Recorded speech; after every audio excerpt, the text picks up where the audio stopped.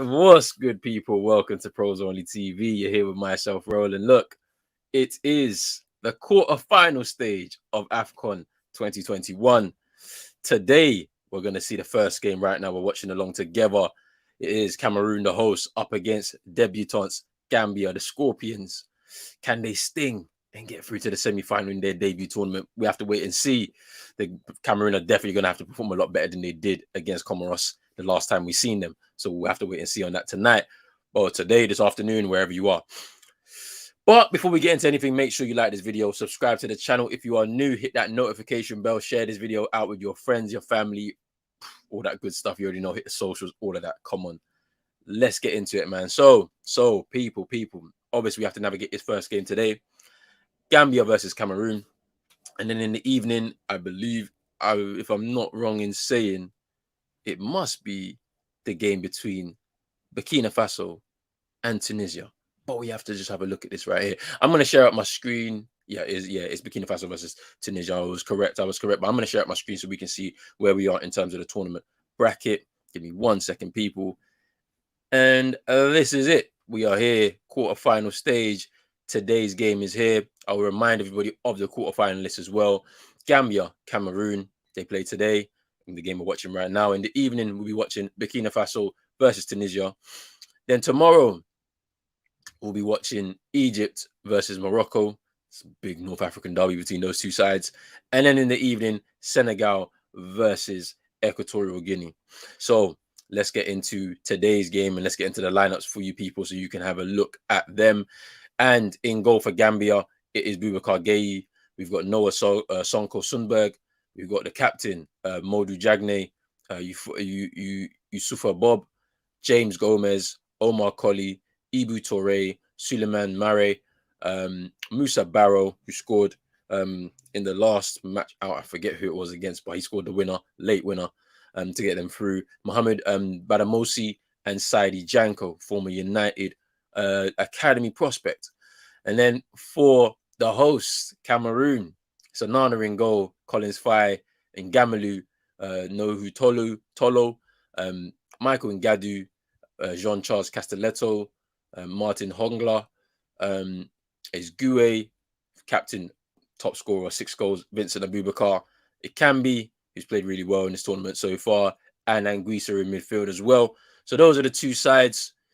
I mean, look, fairly, I think for both sides, fairly unchanged. I think there's one change for either side, if I remember from the last game out. Badamosi coming in for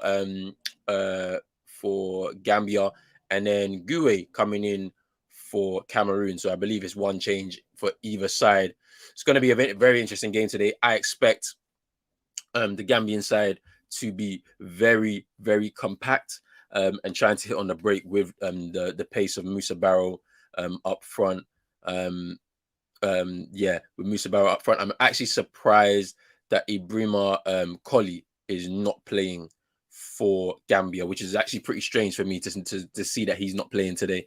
But I think that they're going to be able to do something today. I'm actually surprised that Jallo isn't playing today, potentially injured. I need to just double check what the situation is on the bench, and I'll give you that in a bit. So I'm surprised he's not starting because he's played really well in the tournament for Gambia too. So it'll be interesting to see what happens there.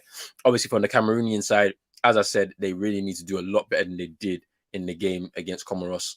They seem to be very relaxed and whatnot. And I think, to be honest with you, they need to up their game. They are the hosts. And for me, I always say that the hosts, at a minimum, you have to get to a semi-final of a tournament if you are the host of the tournament. Cameroon have an opportunity to do it here. They're going to have to put on a really good performance to be able to beat this Gambia side, who are very hard to break down. They've got pace up front on the counter-attack. They're quick transition from back to front as well. So just make sure that they have to navigate that danger as much as possible, because you know it's going to be a frustrating afternoon. And they finish very, very strongly as well, the Gambians. I think they've scored the most amount of last 10 minutes goals in the tournament so far, and even winners, to be fair. I think I've watched 2 of them. So, you know, it's going to be interesting to see how that kind of pans out towards the end of the game. I expect it to be a very, very competitive game between these two sides. Hard midfield battle, as always, at the African Cup of Nations. And then obviously quality up front is where it counts. And for Cameroon, Obviously, clear danger man. We already know who that is. It is Vincent Abubakar, 6 goals in the tournament so far. The most amount of goals by one person in the Afcon tournament in the 21st century. So I mean, look, 6 goals, like you can't count him out to not add to that tally again. I think he's going to be the top scorer anyway. So if you put that bet on before the tournament, you're definitely going to make a lot of money coming through to the end of it. Obviously, I want to see a little bit more of Ngamalu as well. Been very impressed with him. Toku Kambi as well. Very impressed with him as well. Collins Fye, been impressed with him too. So there's a lot. I mean, Andre Anana made a lot of good saves in the game against Comoros. Obviously, that goal from Mchangama for Comoros, he wasn't going to save that. Absolute worldly. So it's going to be very interesting to see what happens over these next few over the 90 minutes that we're going to watch, and potentially extra time and penalties. We've had a lot of drama and with extra time and penalties in some of the games that we watched the last time out with Cote d'Ivoire, Egypt, Mali, and Equatorial Guinea. So it's going to be interesting to see if we're going to get into that kind of situation again. Gambia will frustrate Cameroon and try to shock them with the counter attack. In terms of Cameroon, they're going to be looking to get the business done early because they have a semi-final to probably negotiate on Wednesday. So it is what it is. It's going to be very interesting. I'm going to just see where we are in terms of Sky are not quite there yet, but we're going to keep moving. Let's get into some comments before we move on. Big up Aaron Boomer. He says he's obviously Cameroonian, so he's here doing what he needs to do. He's what he needs to do. Man like Rich in here. Rich will be back. He's celebrating his daughter's birthday. So happy birthday to Nyla, 5 years old today. So he has to make sure that he does the daddy duties and make sure her birthday goes right. And I hope it all goes well, Rich, and the family as well. And then sorry, man said adverts. I don't know what the adverts is, but anyway, and big up Eric in here. He's saying Cameroon 2, Gambia 0. Look, should be very interesting to see what happens there. And I already know why you're supporting the Sixers. It's for Joel Embiid. But big up yourself, Aaron Boomer. Yeah, hey, it's not a bad pick. They're a decent team. They'll be there or thereabouts in the playoffs and all of those types of things on the Eastern Conference. They're gonna be there or thereabouts. But I understand why you've gone for. You have to support your countrymen, and Joel Embiid. Yeah, he's a good player, very, very good player, to be honest with you. So yeah, I understand it, and I do watch a lot of their games along with a lot of Eastern Conference teams, just because the times are a bit earlier. So when this is all done and we're all wrapped up, we're going to move into some more basketball. Playoff season is about to approach, so don't worry, we're going to be doing a lot of that on the channel as well. But thank you, my bro, for tuning in as always. But yeah, it's going to be interesting. People, if you're in here right now, let me know your score predictions. Who do you think is going to win? In my opinion, I believe that Cameroon will navigate this not comfortably, but I think they'll navigate this and get through to the semi-finals, which I think will be a minimum requirement for them in their home tournament. And I'm gonna say 3-1 to Cameroon. I expect Vincent Abubakar to score again for the Cameroonian side. So we have to wait and see what happens there in the end. But then also, let me just quickly, whilst we're here, let me recap like what's gone on in the tournament. So in the last round, the round of 16, some of the shocks. Obviously, the big shock of it all is to see Equatorial Guinea get into a quarterfinal. Not to say that they haven't done it before, because they have. When they were hosting it in their country, they got to a semi-final. But to get into a quarterfinal, to be at this stage is very big for them. Obviously, beating Mali on penalties. That was a very interesting penalty shootout. Jesus Owono, who saved the penalties as well. So he's putting up a big reputation for himself in terms of being a shot stopper, a penalty specialist in the tournament. So it's going to be very, very, very, very interesting to see how Equatorial Guinea perform in their game against Senegal, up against some really quality players. Obviously, Senegal have not done the best in the tournament. We've not really seen them click together as a side. So we have to wait and see what happens with Equatorial Guinea and Senegal tomorrow evening when they play each other. Obviously, Gambia getting here was another big shock, obviously, beating Guinea in that that round of 16 tie. You know, last minute able to just, you know, hold out for most of the game and then just hit them with the sting like the Scorpions always do. And Musa Barrow getting that goal. I mean, it's very interesting to now see them in their debut tournament. Obviously, as I said before, previously in previous videos, I said that, you know, that Gambia have never got into this, have never qualified for the tournament. They've been banned from qualifying. They've also withdrawn a couple of times as well from the qualifying process. And to finally get here, it's kind of crazy to see, and whatnot. So, you know, but yeah, it's one of those types of things there. But yeah, so it's going to be very interesting to see what happens with Gambia. Can they navigate this game? Can they cause a shock? Who knows? And then just looking at obviously Senegal navigated their last 16 tie against Cape Verde. It was a pretty interesting game. Obviously, 2 red cards for Cape Verde just really killed the game. And Mane was able to be the difference there, really, along with Dieng. I'm just trying to think back at, obviously Egypt's and Cote d'Ivoire's game, not the best quality. Went to a penalty shootout, and then obviously, you know, the history kind of went against Cote d'Ivoire. Eric Bailly missing the decisive penalty. I don't know what he was doing. I love Eric Bailly. He's just a free spirited character. But for it to kind of end that way for Cote d'Ivoire, kind of disappointing when you looked at them as one of the favorites. Egypt, you know, under the radar, you know, not highly fancied. Obviously, they've got one of the best players in the world in Mo Salah. But, you know, it's going to be interesting to see what happens there. Yeah, and, you know, it is what it is with when it comes to that. I'm just trying to think about the other, the last 16 tie that I thought was interesting. Let me have a look. Let me have a look at this. Let me just quickly go in here. Just have a look at those last 16 ties. Obviously, the Cameroon Comoros one game was killed after 8 minutes. Captain of Comoros, Abdu, was sent off for something you would say was a yellow. And then it kind of just killed the game for them. Obviously, they had the keeper situation where the outfield player, El Hader, was in goal and whatnot. So, you know, it's going to be, it was an interesting game. Cameroon didn't look good at all, and they're going to have to play a lot better today if they're going to be able to come through that. Obviously, Morocco, Malawi, that was an interesting game as well. Malawi taking the lead, Mhango with that audacious 40-yard shot that beat the keeper for Morocco, and they finished strongly in that first half to get the equalizer. And then win the game from an amazing free kick from Ashraf Hakimi. And then let me have a look at some of the other last 16 games. Obviously, that shock result for Tunisia up against Nigeria, who were being tipped as winners of this tournament after the group stage. That shock result, obviously, Okoye with the mistake there and whatnot. So that was very interesting there.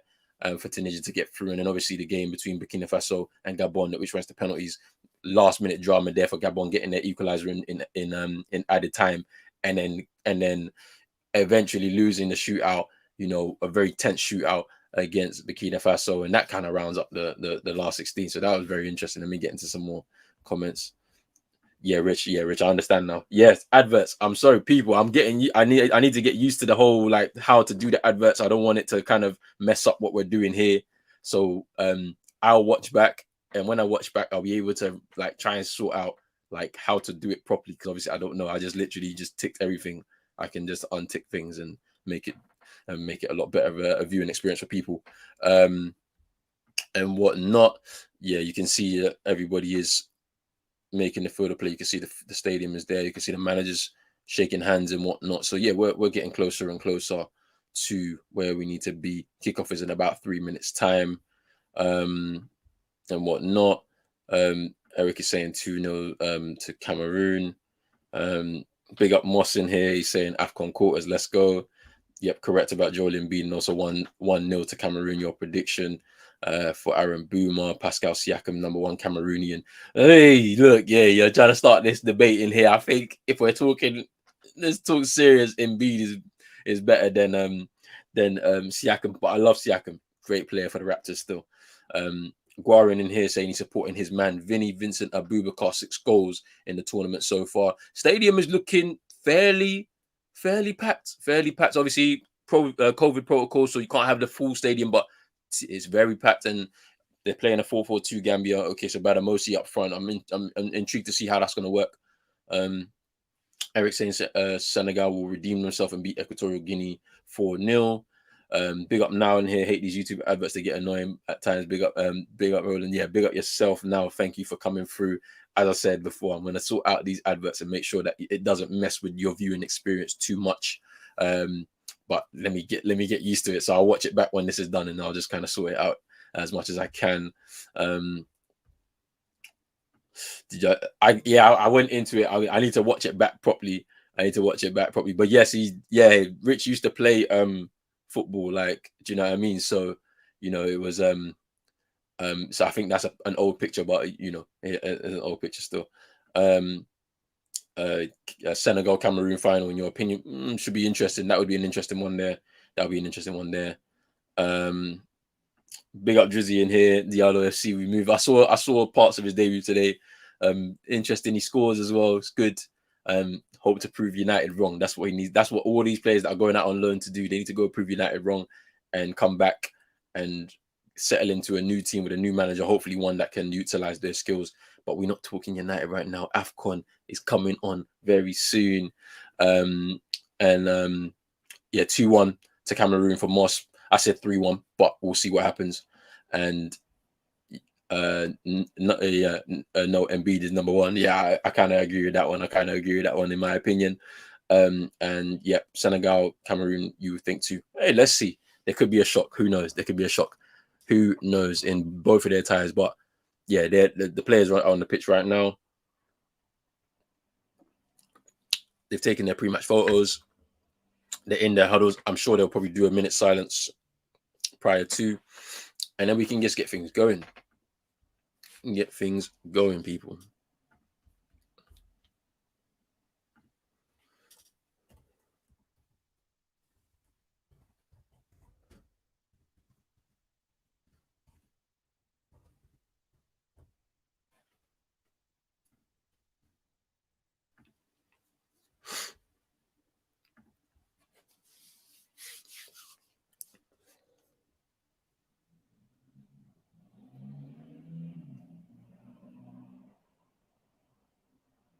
Yeah, they were just observing their minute silence for the victims that were lost after the game against Comoros. And yeah, as I said before, just prayers to those families during their time of grief, and hopefully, they can find comfort in that difficult time. And potentially the country, kind of honor them, the national team honor them by bringing home the cup or keeping the cup in their home. But yeah, kickoff is about to start right now. It's going to be a very interesting game. I feel like you can see both sides are fired up for this, honestly. So, we'll have to wait and see what happens there. We'll have to wait and see, in all honesty. And we've kicked off, people. We've kicked off right now. Should be very interesting tie between these two sides. Quarterfinals have kicked off. Let's see what's going to happen here.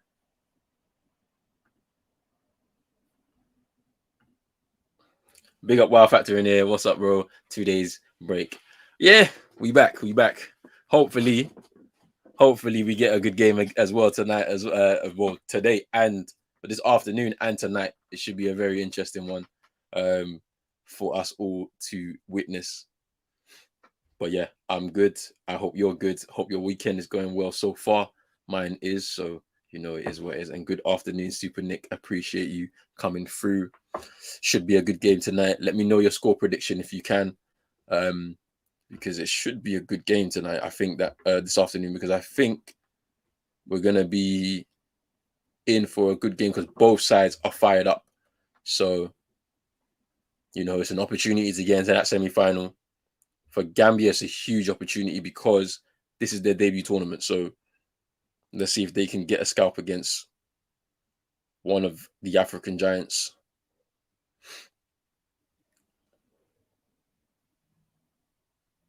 There's Tolo. Switch of play.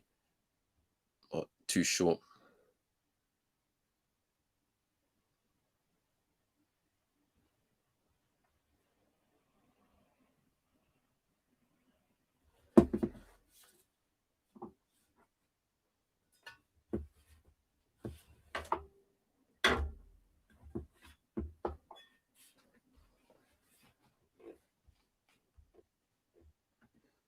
Yeah, I was following the Jamaican game.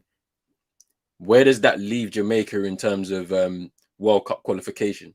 Because I didn't actually get a chance to check myself, but a lot of my friends were saying that it pretty much leaves Jamaica in a very difficult position to qualify for the World Cup. But let me know. Let me know. You say 2-1 Cameroon. Fair enough. Okay. Okay. I said this game will end 3-1 to Cameroon. They'll get through to the semi-finals. It'd be hard fought, but they'll get there. And then in the other game, it's gonna be interesting. I would like to see Burkina Faso come through, but we'll see. The game plan that the Tunisians had against Nigeria, they could employ it again. And because the Burkina Faso team, they've got a lot of energy in midfield, out wide as well. Can the Tunisians contain that? I don't know. In all honesty, I don't know. But I think Burkina Faso will win that game. By scoreline, let me know. I'll let you know a little bit closer to the time when I see the teams and whatnot. So, yes, and do what Super Nick says here. Please remember to like up the live, share, comment, and subscribe.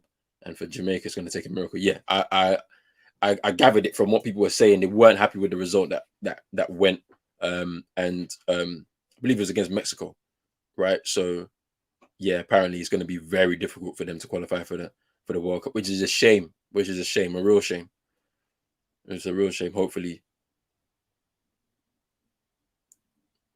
something happens and they can get through, because we need to see the Reggae Boys back in the World Cup.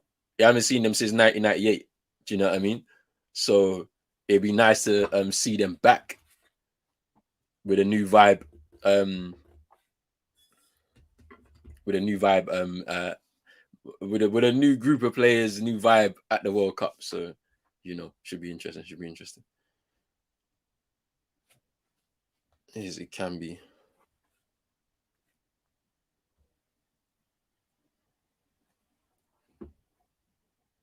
It's a throw into Gambia. Yeah, Jamaica battled 10 men. Watch Andre Blake still out, but eventually 2 late ones from Mexico. And the Tariq curse against his home last still on that top, so it continues. Mars, you're fun. And Jamaica play Panama tomorrow. I think you'll be able to navigate that one. I know there'll be some sort of fight from Panama, but I think you should be able to navigate that one tomorrow. And the classical Cameroon uniform. Yeah. I remember the one that they were banned from wearing at the World Cup, the sleeveless ones, 2002. I was young then, but I remember all of it, like crazy.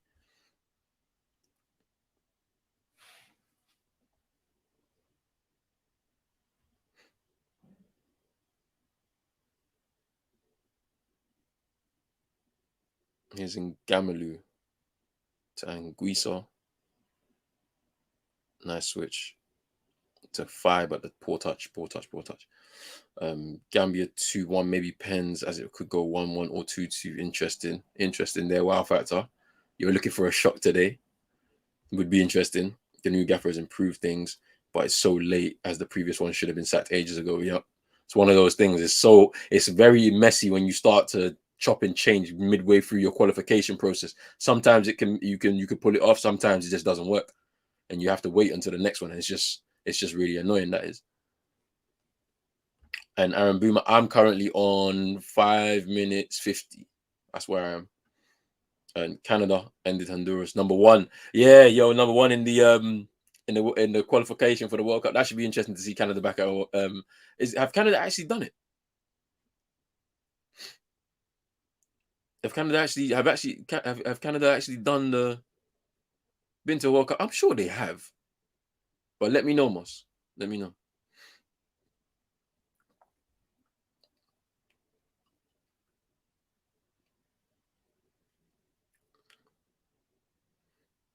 Jamaica Live. By the way, Paul Hall of Man United is the new gaffer. Oh, interesting. Ball over the top, and he gathers that. Ravel started, but didn't have his best game. Yeah, I always thought that was interesting. Him making that switch. To Jamaica. It was an interesting move for him to make it at the time. Another player who I believe is misunderstood, Ravel Morrison. Just in a number of different situations, maybe not had the best of guidance in his crucial development years, but he's still making a career of it. Do you know what I mean? So, hopefully there's a result that goes in Jamaica's favor that it allows them to try and qualify for this World Cup coming up in November. Free kick to Gambia.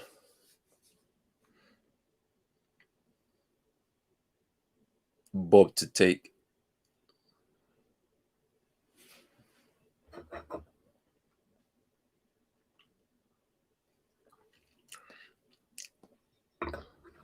It was a foul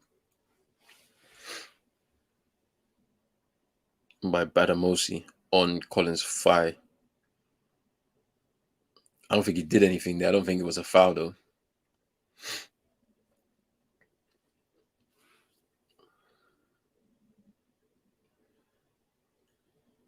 In Cameroon now. Ooh, tried to find a Boubacar, but just too much on the ball.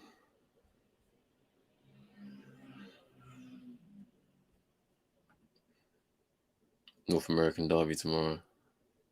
Ooh, interesting. That's actually interesting there. The US against Canada tomorrow. Interesting. Win tomorrow, and you're basically there as Panama's fourth. Jamaica better make it, yes. They would need a lot of help. Yeah, that's true. I need to look at the table just to get clarification. If Cameroon goes out, it means predicting who wins the competition is near impossible. Yeah, true. But I don't think they'll go out though. Honestly, I don't think they'll go out. I think they'll navigate this one. It's going to be a hard fought game for sure because Gambia are no joke in this competition so far. They've come here and they've performed very well. I think also the introduction of players born outside of Gambia have helped them a little bit. When you look at people like the Jankos, Toure, Sonko, and the keeper Gay, they're basically main members of this first 11. So I think that's actually helped, honestly. The Gambian team, and there's a poor ball there. It's a nice.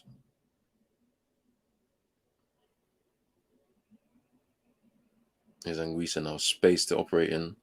Collins Fire coming forward, looking for an option. Can't get one, goes back to Anguissa, cross, and headed away by Collie. It's out for a throw-in.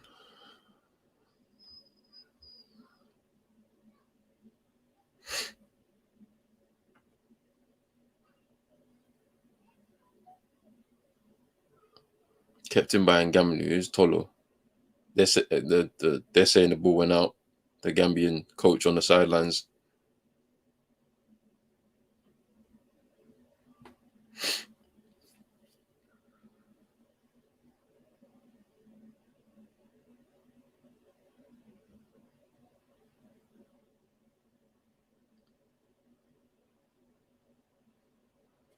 Badamosi riding a couple of challenges. Tried to play that ball into over the top towards Barrow, but was deflected out for a throw-in.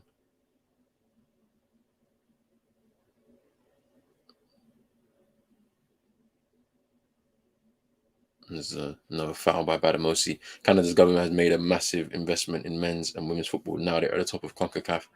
They were known for ice hockey. Yeah, that's true. Investment is very key for international football. It's very key, and how you do it. because I'm sure it comes down to coaching as well as, because like this is why like I have a problem with the Ghanaian FA. We're not putting money into coaching and that key development for players. Good header away by Sonko there, out for a corner to Cameroon, and that's the issue. We don't invest in our coaching, so we don't have a lot of professional coaches, and like in the key development of players, this is probably taken 8 to 10 years for Canada to even get to this point because of that investment that they made initially. So until some nations start to operate in that way, they're always gonna struggle.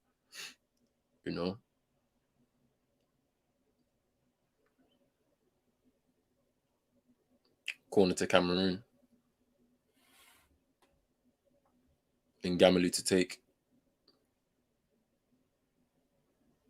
Good corner, but headed away. And we back in Cameroon's favour. Ooh.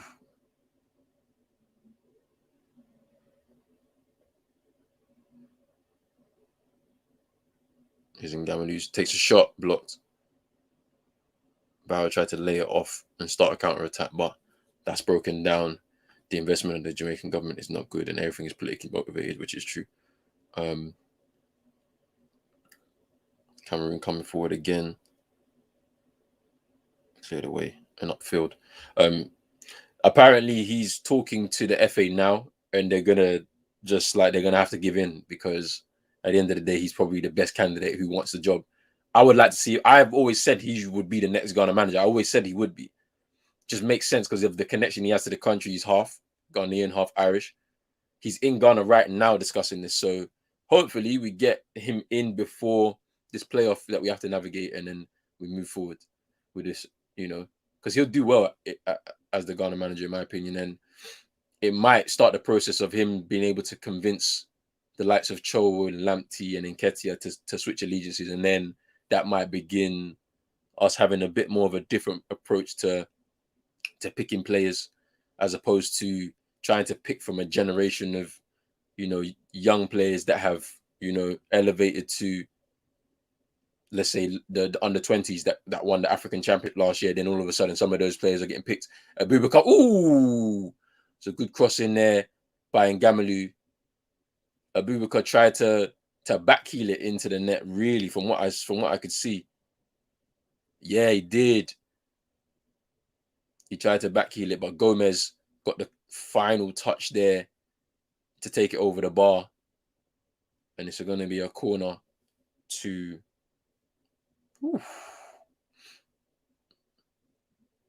It's a good opportunity there for Abubakar. Oh, it's a goal kick, sorry. He tried something nice there, but it just didn't work. It didn't work. But yeah, Houghton as the Ghana manager, I'm here for it, and I hope it gets done without too much fuss. Stop haggling over money and all of this type of stuff, because to be honest with you, you've wasted a lot of money as an FA anyway. So it is what it is. Jamaica remain in 6th place out of 8. You need the 4th place. I wonder what the points differential is between 6th place and 4th to get that. And Panama, according to Moss, are currently in 4th. How that works? Interesting. Women's now the best young super fast men's team in the world. We won in Honduras with the 2 best players out. First time since 1985. Interesting.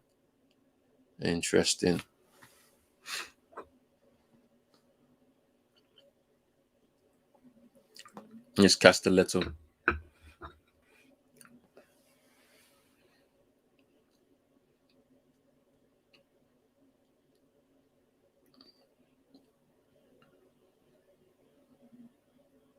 Hongla.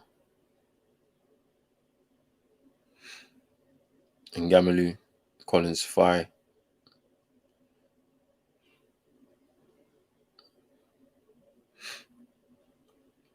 There's Badamosi. Gambia just need a bit of time on the ball to just take the pressure out of the game for them, because they've not really ventured out of their half. They're really penned in here by the Cameroonian side, and the ball's gone out for a throw-in. That Mali Equatorial Guinea game took forever. I was, but I did have some food, so it is what it is. Gambia fans dancing as usual with the supporters group. England would be fun to play Canada, I believe, especially if they play with Maguire. Wouldn't stand a chance with your speed.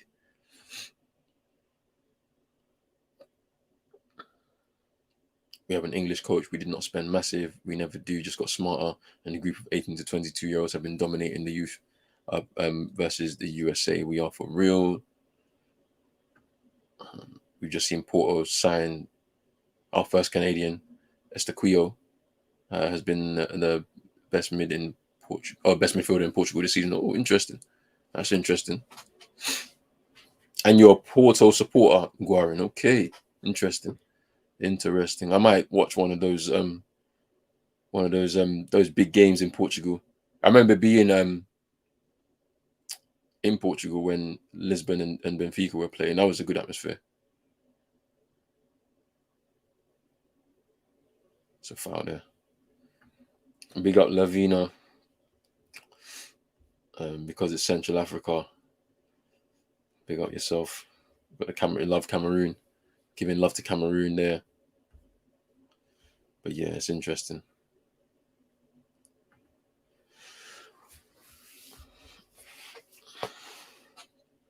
Still 0-0. Just under 18 minutes gone between these two sides.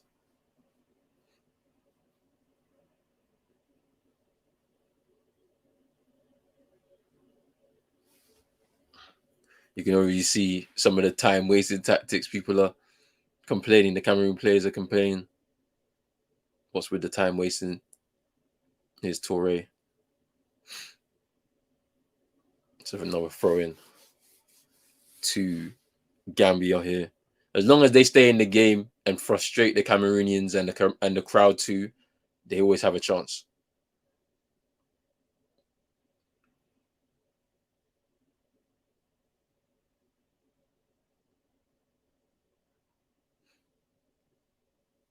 And they clear. Abubakar, strong play there. And Gamalu, it can be steaming forward. Slows down the play.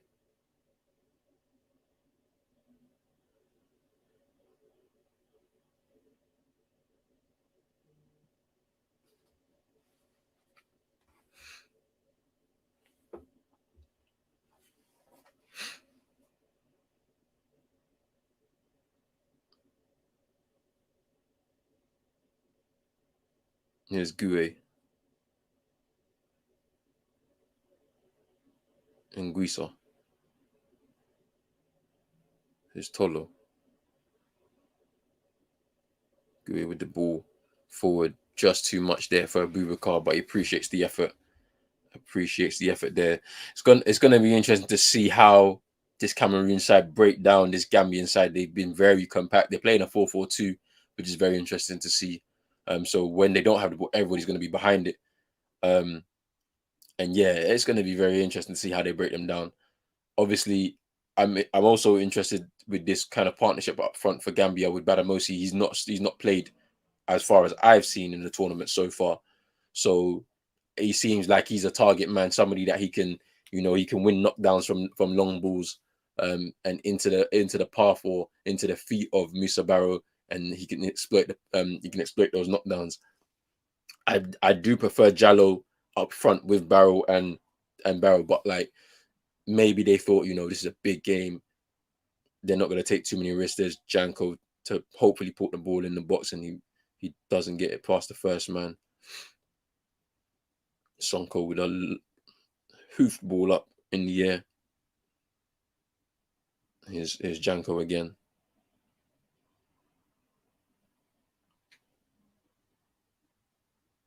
It's been good to see Janko. Here's Suleiman Mara going down.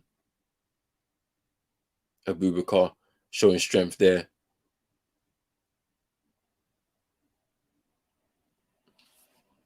Yellow card to Sonko there, just holding back Abubakar as he was trying to get free. – . . . . . . . . . . . . . . . . . . . . . . . . . . . . . . . . . . . . . . . . . . . . . . . . . . . . . . . . . . .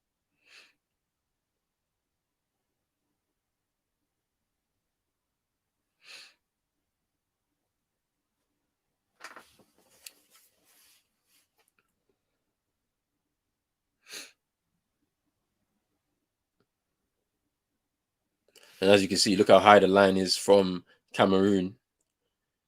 They've settled into a shape. They've gone into a back five, it looks like, at times when they don't have the ball. I think they are playing 5-3-2. It was listed as a 4-4-2, but I think at times they're gonna get back into a certain shape. Potentially so. So crosses to the box. Cleared away. Here's Ngamalu. Abubakar just moved out of position there. There's Sonko, the ball forward, but poor. It's Abubakar. Gets past a couple. And he still keeps it in. Here's a Cambi. Takes a shot. Tolo takes another shot and deflected and cleared away. That was nice from Abubakar still. Just a little flick to just get around the defender and then gives the ball to Cambi, but he couldn't get his shot off really.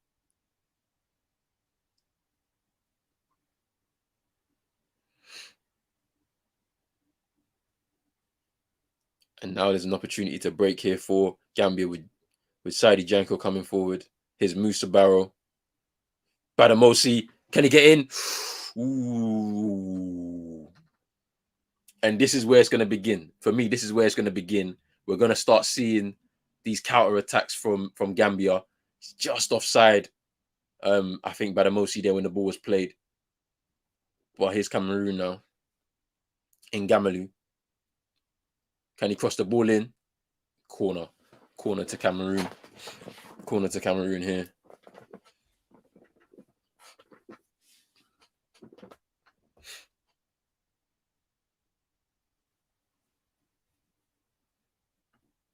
Saying Abubakar is your target, man. Yeah, that was nice play to get away from Gomez there by Abubakar. Jamaica have to win the next 2 matches against Panama, who are 4th on 14 points. And on Thursday against Costa Rica, 5th on 12 points. That's tough. 2 tough games, but it should be really good. Should be really good. Abubakar Gay with the long ball forwards, but yeah, Barrow was not going to get past those two back there. And Cameroon have the ball again.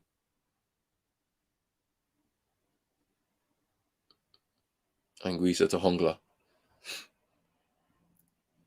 Toko Ikambi. Looking for options. Anguissa now coming forward with the ball.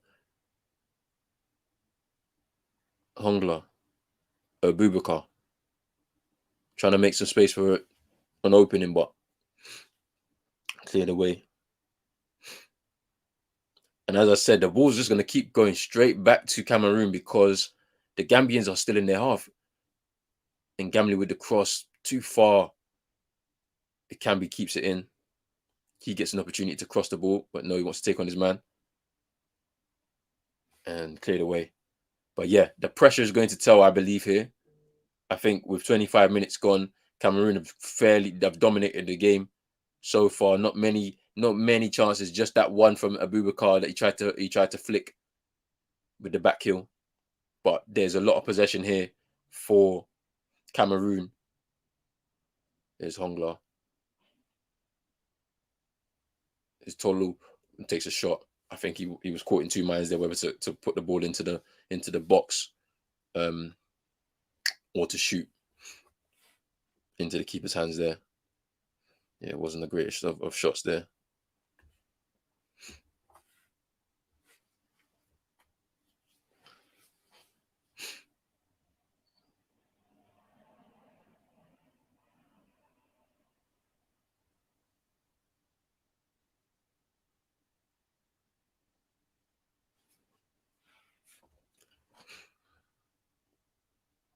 And this is where the Cameroonians are really complaining about the time wasting from the Gambians, because they know they are the underdogs in this and they need to waste as much time.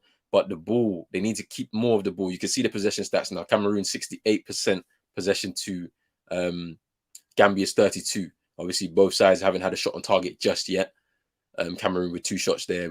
We just seen Ntolo and Abubakar had one, I believe, earlier on.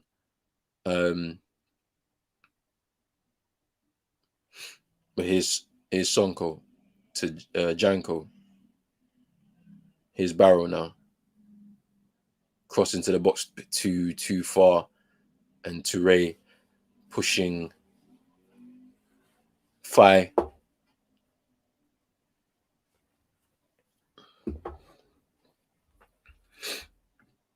Emmanuel, do you have access to the game? If you don't, just give me 1 second. I'm gonna throw this link in the chat for you so you can watch.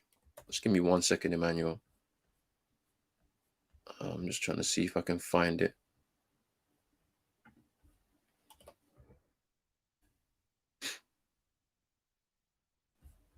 I can't find it. I don't have any links.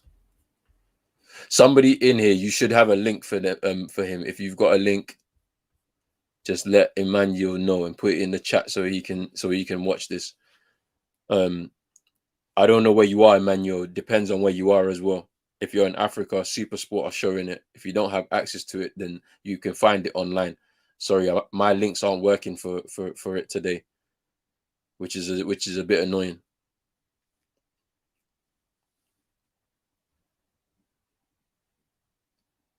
Here's it can be. Hongla. Fai coming forward. Takes a shot. Oh! Hits the side net in there. Everybody in the stadium thought it was in. Everybody thought it was in there. But Fai with the shot. And it hits the side netting. Keeper was scrambling.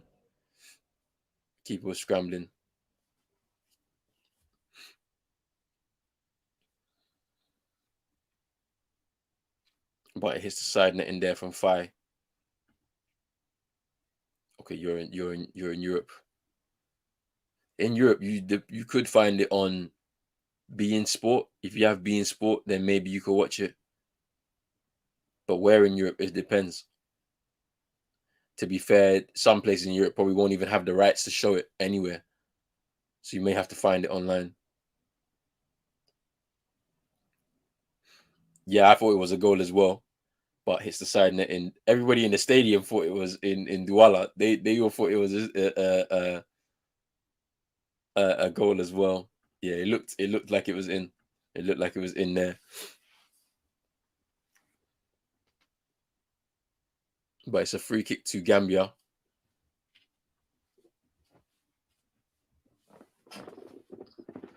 Just trying to relieve a bit of pressure. This is what's happened. The game has taken a certain pattern. There's some moments of pressure from Cameroon, and then there's free kicks and whatnot. They're gonna try and make this very scrappy. They're gonna try and disrupt the rhythm of the game because they know they're the underdogs. They don't have as much quality as the Cameroonians. So it's gonna be very interesting to see how long this game plan can hold out for, because I think once the first goal goes in for Cameroon, based off of their dominance so far, then their game plan is going to have to change. They're going to have to come out, and it might make it a bit more of an open game, which could work in their favor, or they could lose very heavily. So we have to wait and see.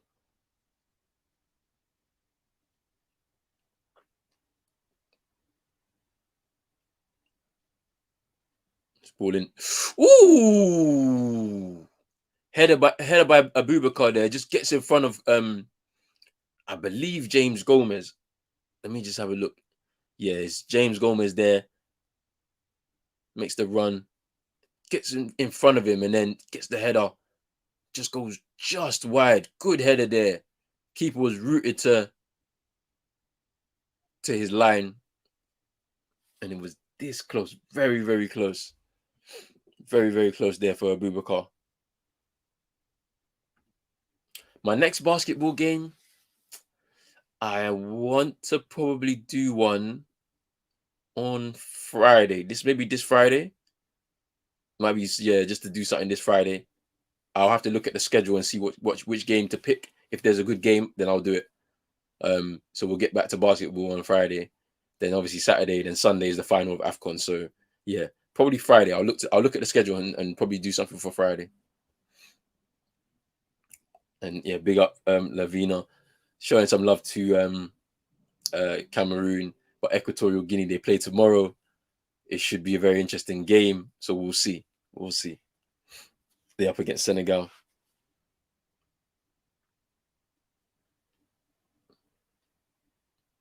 In Gamalu. And that's a free kick to Cameroon. In Gamalu, fouled by Jagne.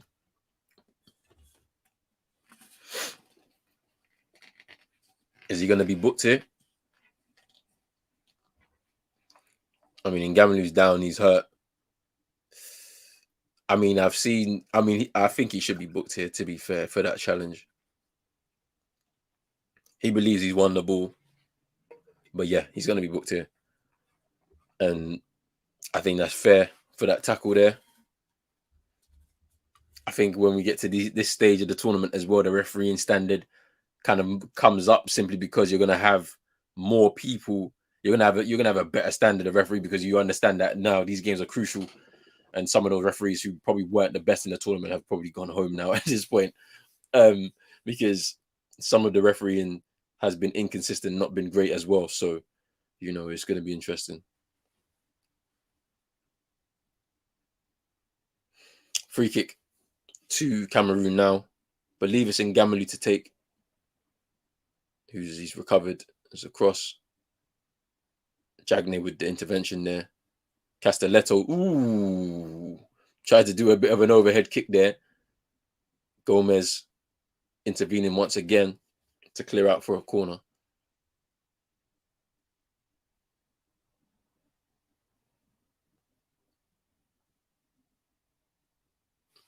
In the corner to Cameroon. And who will take? And Gamalu will take again.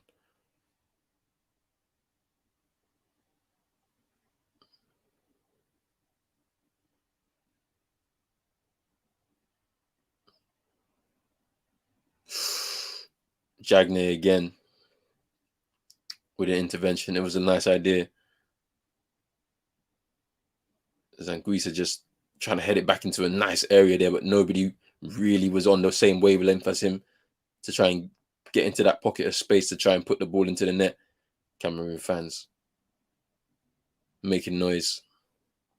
And Gamalu just coming across to take the second corner now. Go short. Cross, headed away. And this is the problem. Poor quality there. There's another cross in. That's a great cross there by Hongla. There's just nobody in there to kind of gamble for it. There just needs to be better quality. If Gambia want to counter attack and take this game plan, they need to be able to. And that's another interception there by Gue in midfield. Ball is back with. Here's Abubakar. Oh, saved by Gay there for Gambia. Bob to clear up field. And this is the problem. It can't stick when the ball goes upfield. Gay with the save from Abubakar's header there. Let's have a look how this save went down. So cross there. Just gets his body in front of it. He's done really well. Gay since coming into the side. Born in Germany. I think this is his 5th or 6th cap for Gambia. So he's very new to the side.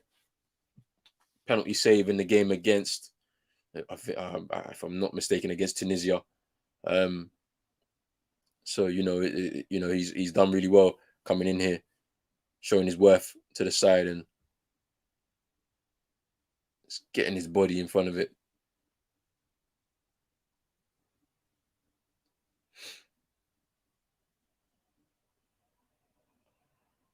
Here's Tolo. Tried to slide it across the 6-yard box. But James Gomez again with another interception there to clear. Canada's NBA boys dominant. Wiggins starting in the All-Star game. Wiggins has done really well. He's improved so much. Yeah, offside there. by Tolo. That's a free kick to Gambia. That was a big save. Abubakar coming back down to earth. Let's see. Right now, the Gambians are still in it.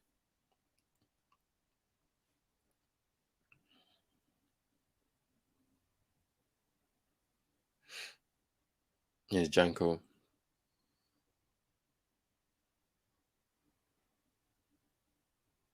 Here's Mara.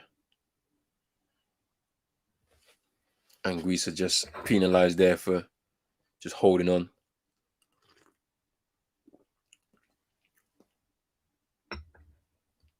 A bit of respite for the Gambian side, who have been under pressure in this first half, have rarely ventured into their opponent's territory. Trying to time waste, trying to just eat up just precious seconds whilst they're under pressure. But when they're doing things like that, giving the ball away, poor quality, when they're trying to transition into a counter-attacking move, the ball's just going to keep coming back to them. And, just heaping pressure on their defenders at the back there, specifically Gomez, who's been involved in a number of the defensive actions for Gambia.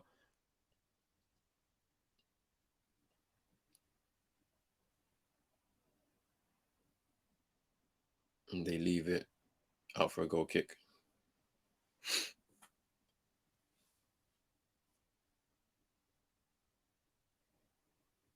So the Abubakar header there. Ngayi with the save. As I said, the longer it's 0-0, the more pressure there is on the Cameroonian side to go and get that goal. And for Gambia, it just means there's an opening there if they can take it, with good quality in the counter attack. I don't think Badamosi has really had the desired effect coming into this side, in my opinion. And so, there may have to be a change there. I'd like to see Jallo come in. Maybe even Modou Barrow, who performed well in the last 16 game against Guinea, to be honest with you, because of his pace. His pace up front is, is an outlet. And, they've left themselves devoid of an outlet, basically, up front, with just Musa Barrow up there on his own. They could switch to a three at the back and go with the two wing backs and then those three up front. It really provides a lot of pace, but then some defensive stability as well if they want it. And the ball goes out. Mix up between Sonko and Ikambi.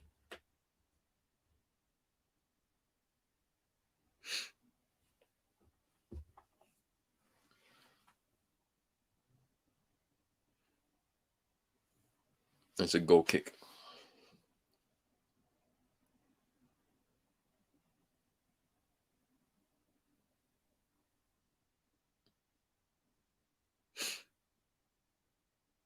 And yeah, this is what I was saying. The time wasting is now gotten onto the referee's nerves. Gay's been booked because, as I said, they're just trying to eat up Precious.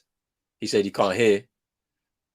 He said he can't hear the whistle and whatnot, but the time wasting has been apparent for me in this first half, eating up precious seconds because they know as underdogs they need to relieve themselves from pressure from the Cameroonian side. It's still 0-0, 40 minutes gone, 5 minutes plus added time in this first half, to go.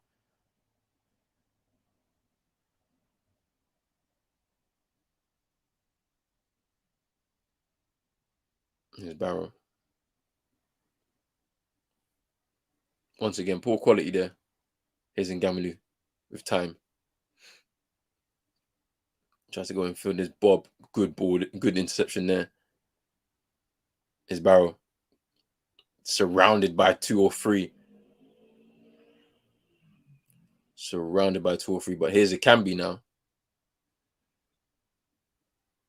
It's Tolo. Here's Ikambi. Switches play into Ngamalu. Can he get a good cross in here? Abubakar could be free. Gets a cross in there. Ooh. Away by Colley. And away by Mara. Out for a throw-in. For basketball, is it Friday, Saturday morning? Or is it Friday? Is it Friday morning? I do Friday, Saturday morning, as opposed to Friday morning. So I do Friday, Saturday, and I'll do Saturday into Sunday. That's what I would do. And then maybe on a Sun, and sometimes on a Sunday evening they do early tip off. So then we can also do those, but it's all dependent on the schedule and the games and whatnot, So here's it can be.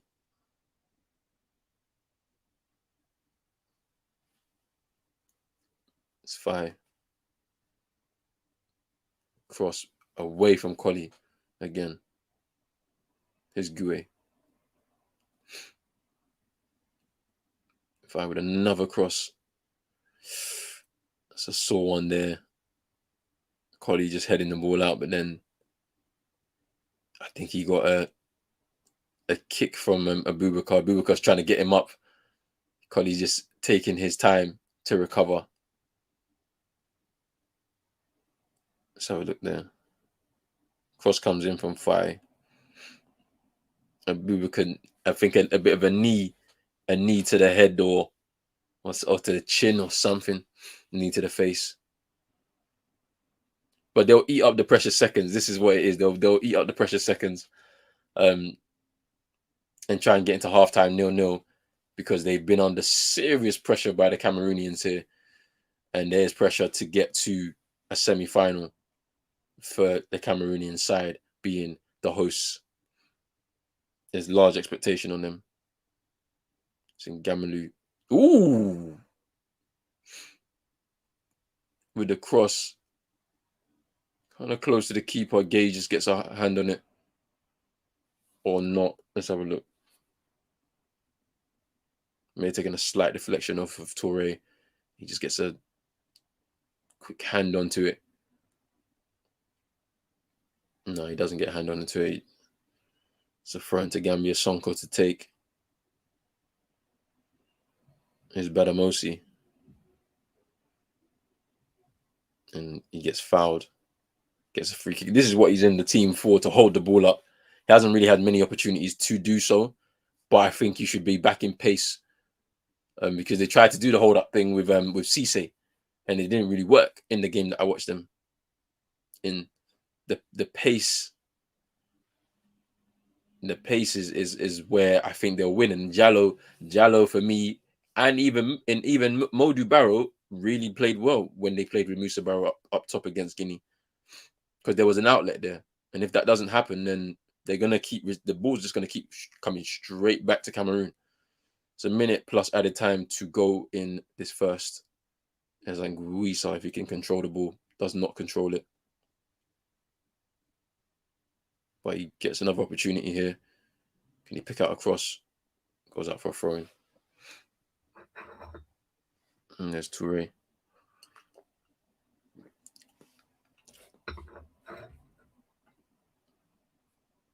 Okay, I'll check that out. And yeah, we can talk about it at halftime. Actually, yeah. Once we just analyze this first half, we can just give it a bit of some chat, because I want to actually see what is the actual. Yeah, we only have a minute left of added time. Now we're into that minute now, and we'll have a little bit of chat about this, because it should be very, very interesting to discuss. And yes, make sure you hit that like and that subscribe button, because we've got a lot more content, obviously, tonight, tomorrow, Wednesday and Thursday, and then the final on Sunday. And then potentially some NBA in there as well. But then NBA will begin again, and we've got All-Star Weekend as well coming through. Tariq is missing in action. Yeah, he is right now. But he'll be back. Big up Y Video says, I'm Egyptian. I hope you're well.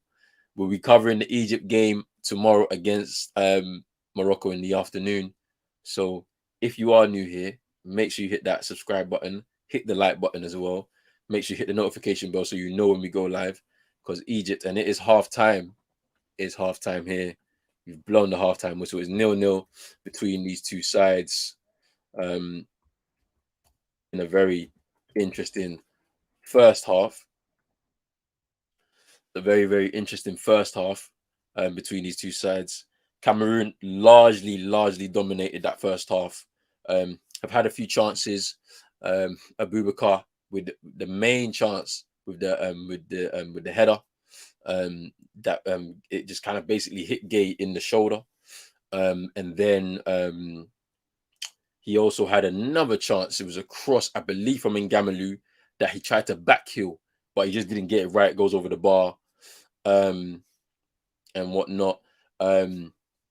Also, Tolo had a shot, very tame shot. But largely it's just been a lot of spells of possession for Cameroon, trying to work at opening. Good defending from Collie and James at the back, James Gomez at the back. And from when you flip it over to the Gambian side, as I said, they're gonna be very hard to break down. They're gonna be very compact when they don't have the ball. Everybody behind the ball, and they're trying to get a counter attack situation going on, and they just haven't been able to do that just simply because the quality in terms of their transition from back to front has been very poor. I don't think there's been many opportunities for Badamosi up front to actually hold the ball up, even win knockdowns into Musa Barrow. And honestly, if they're gonna be able to get something from this game, they're gonna have to be a change in their mentality in regards to, like maybe even personnel. In my opinion, I think Badamosi, the experiment hasn't worked. You got to take him out. Jallo is on the bench, I believe.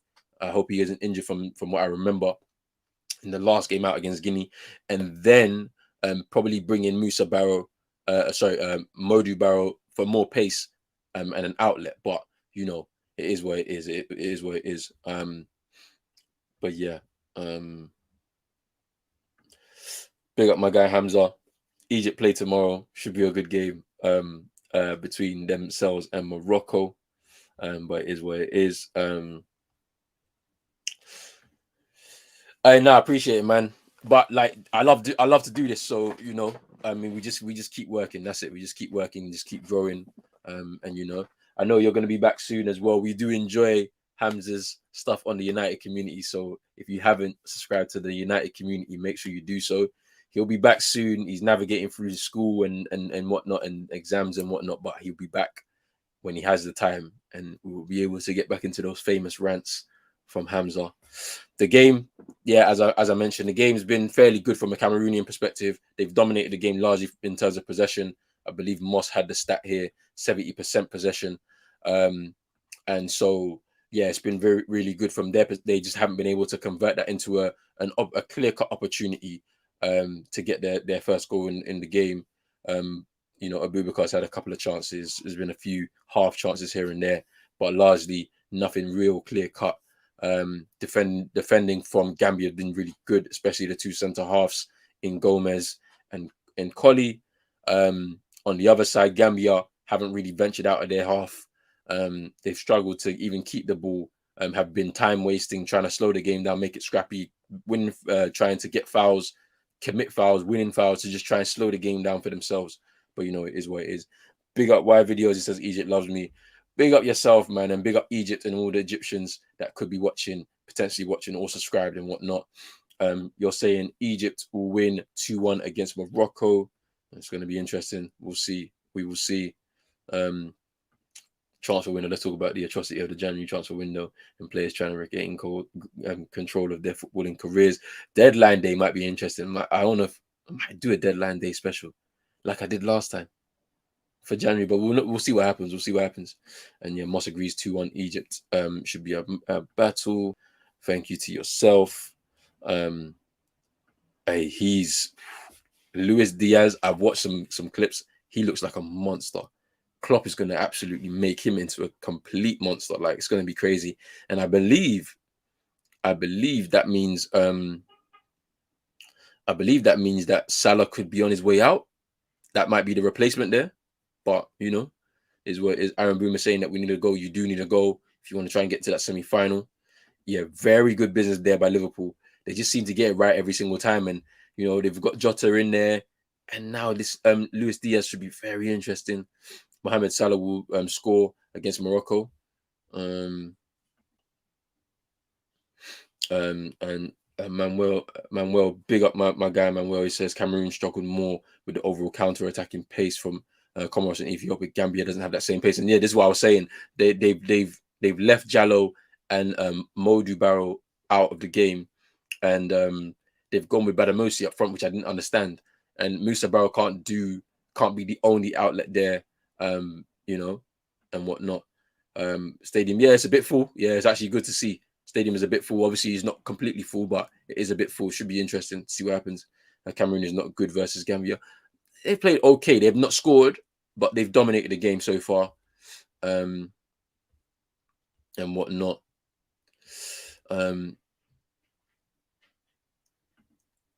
Who are the two that tested positive for Morocco? I'm not sure. I'm gonna find out. I will find out.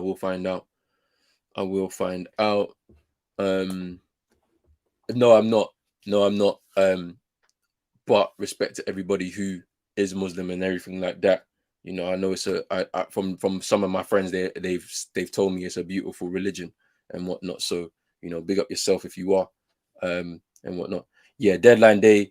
Yeah, I think we might do something. You know, just get a panel of us on here just to discuss some of the big deals, because I mean we did it during the summer and that was interesting. So maybe do it for deadline day, because I'm sure there's going to be a lot of moves.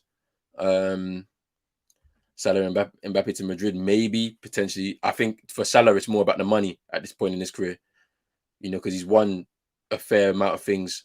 So I think for him it's about that last big contract in football now, and obviously wherever he goes, somebody will be able to offer him that money. I don't know who and where, but we'll see.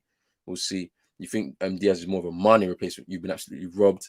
Atletico Madrid paid 100 million for Felix, and Luis Diaz is better than him. Interesting.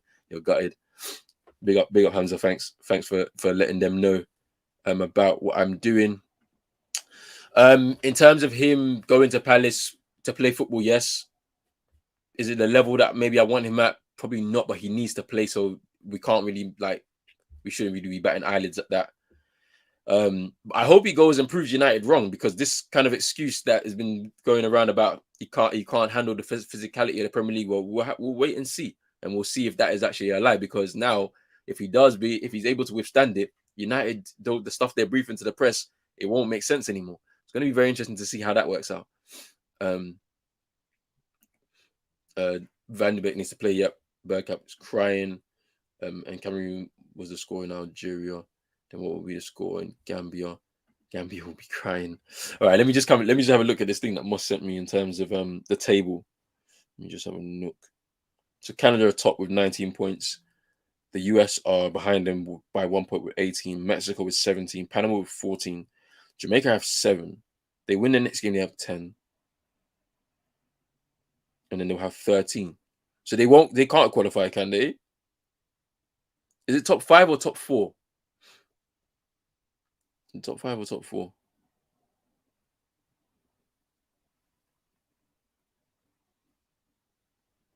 So essentially, it's Costa Rica Costa Rica can jump into that 4th place.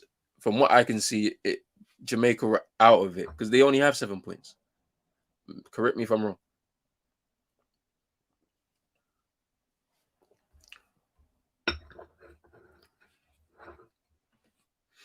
Oh, it's top 3 that go through. They were saying it's 4. Top 3, yeah, okay. See, Moss is saying it here. Top 3 automatic. 4th play, New Zealand. Interesting. Fair enough. Yeah, my head is gone. Like when it comes to United, it's so bad. Like because, in all honesty, I'm gonna touch on it when we resume the content for United, but it looks as if there's an internal struggle between Ralph and the board. He wanted his midfielder. It's not gonna happen. I don't believe. Over the next couple of days, and so what's gonna happen is that we're gonna, which okay, fine. They don't want to give him the players he wants now. They'll tell you January is a difficult market and all the excuses that usually happen. I know that's not really an excuse you want to hear, but fine. There's enough in the squad right now to at least get the top 4 place that we're looking for. Cool. But the problem is when he goes upstairs or when he becomes a consultant to the board in the summer, what's going to happen? Is he going to be listened to? Because if we're looking at it from a certain perspective where we're saying we have to rebuild like properly now on all levels, are they going to listen to him? Are they going to back him with the investment to do that? Give him the time and space? I don't know. I don't know what's going to happen. And so for me, I'm very pessimistic about the future of United, because when you're looking at the way City are operating, eventually it's going to be them dominating the Premier League. They already kind of are, but I can't see a Ten Hag coming to United right now. I can see Pochettino happening. Do you know what I'm saying? I can see Pochettino happening simply because that's the board's choice. That's who they want. So, you know, who knows? Who knows? Honestly, who knows? Who knows? Egypt and Cameroon are one people. So the next window, international March. Yes. Yeah, and we're going to be doing some content on here, myself, Rich, and we're going to, obviously, it's Nigeria, Ghana, so it's going to be an interesting one. So I feel like we're going to do a kind of like maybe do a panel of 5 and 5. 5 Nigerians, 5 Ghanaians watching this playoff game, or the 2 legs of the playoff games together. So it should be very interesting, and hopefully it comes out really well and whatnot. Cameroon, a counter attack. Big up my guy Morad. First half, very interesting. Cameroon dominating largely in terms of possession and chances. Couple of big chances. Abubakar with one header saved by Gay. And he tried to do a back heel, didn't kind of pull it off. And then for Gambia, they literally haven't been able to venture out of their first their half. What will happen is they're gonna have to find a way of getting out of their half. They're time wasting right now, trying to just eat up precious seconds, because the more that the game stays goalless, there's an opportunity for them late on to just kind of hit. Do you know what I'm saying? So it's going to be interesting to see what happens. Obviously, I think Badamosi up front for Gambia isn't working. They need the pace of Jallo and Modu Barrow up front as just outlets for themselves. But I understand why they're doing it. They're underdogs. They're up against the host. They're up against the crowd. They want to just kind of quiet in the crowd. They want to make it very frustrating for the Cameroonian side. So, you know, it's going to be interesting to see what happens there. There's a playoff with 4th place in the table with New Zealand, as Moss said before. And the players are in the tunnel. They're looking to make their way back out onto the field of play. Yes, do what Hamza says right there, like and sub. Interesting to say the least. Jamaica need to be both matches, no draws, but even then it's peak. Okay. Fair enough. Liverpool will be winning against Man City. Drizzy saying the watchalong between Ghana and Nigeria on the channel will be peak. Hey, it's gonna be interesting. It's gonna be very, very interesting. And big up my guy, he says Viva Maroc. Viva Maroc. He's a Moroccan fan here. Be watching them tomorrow. Yeah, but Drizzy, that's gonna be mad. It's gonna be crazy, because those games are gonna be I don't know what's gonna happen. Honestly, the managerial situation, as long as we can resolve that, I might have some confidence. Who knows? If we get to that World Cup, there might be some changes prior to that. A better squad, hopefully, to go out there if we can get past Nigeria, but I'm not too sure. Yeah, no, we weren't good. We spoke about this already. Not great at all. In all honesty, and I don't know how we can. It's embarrassing. That's all I'll say. Very embarrassing for Ghana. But you know, to lose to Comoros shouldn't be happening, but we did. So, you know, embarrassing Cup of Nations for Ghana. Hopefully we bounce back as a nation. We've done it once before. So hopefully we do it again. Players are back out onto the field. Right now, it's going to be very interesting to see what happens between these two sides. Can Cameroon and all their dominance see them come through? Or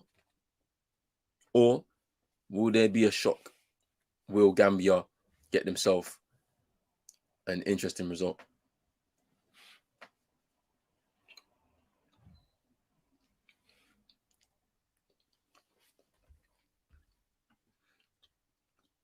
Yeah, we lost 3-2. I don't know how we did, but we did. Cameroon have made it to the World Cup. They've made it in the World Cup, thank God.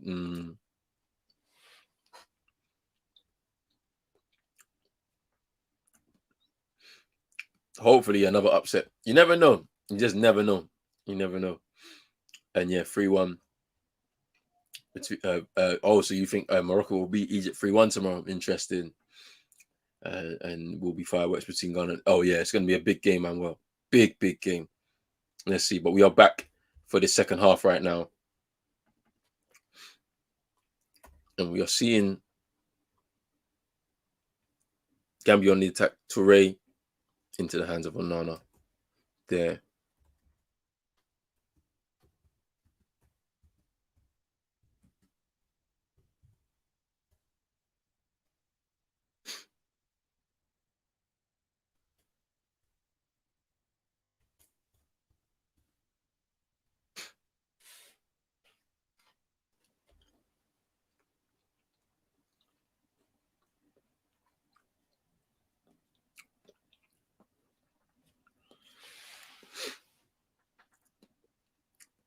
Will there be a greater amount of intent from the Gambian side?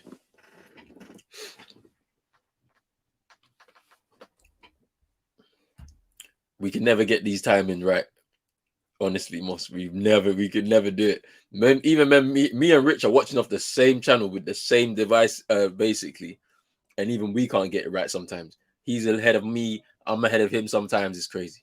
It's crazy, but it's all good. It's all good. We still watch together.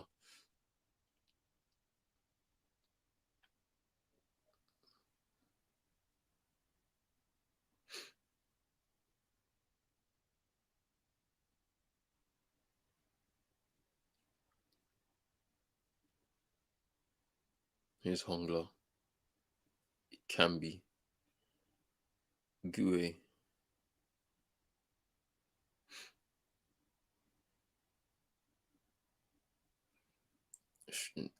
Abubuka taking the ball into feet, but here's Musa Barrow. Ooh, ref said that he won the ball.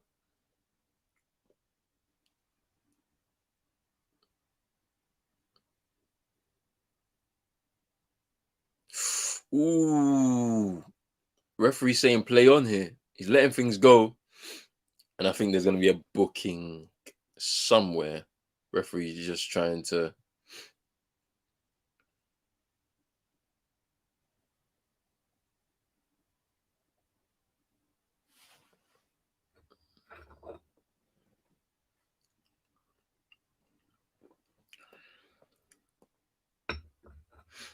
Ngadu committing one of those fouls. Yeah, he's been booked. Yeah, well, one of those fouls was pretty hard. Yeah, the one on Toure.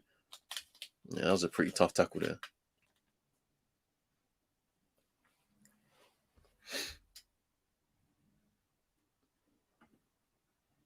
Yeah, hard tackles there. Up towards Barrow.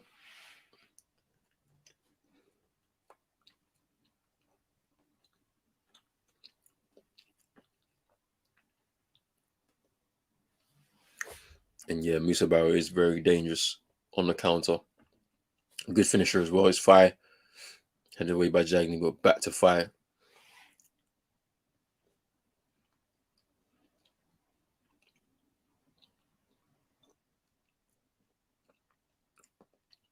And Gamalu crossed into the box, headed away by Sonko.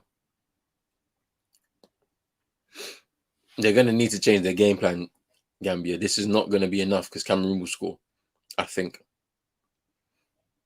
Cameroon will score because the way they're playing right now is just not good enough.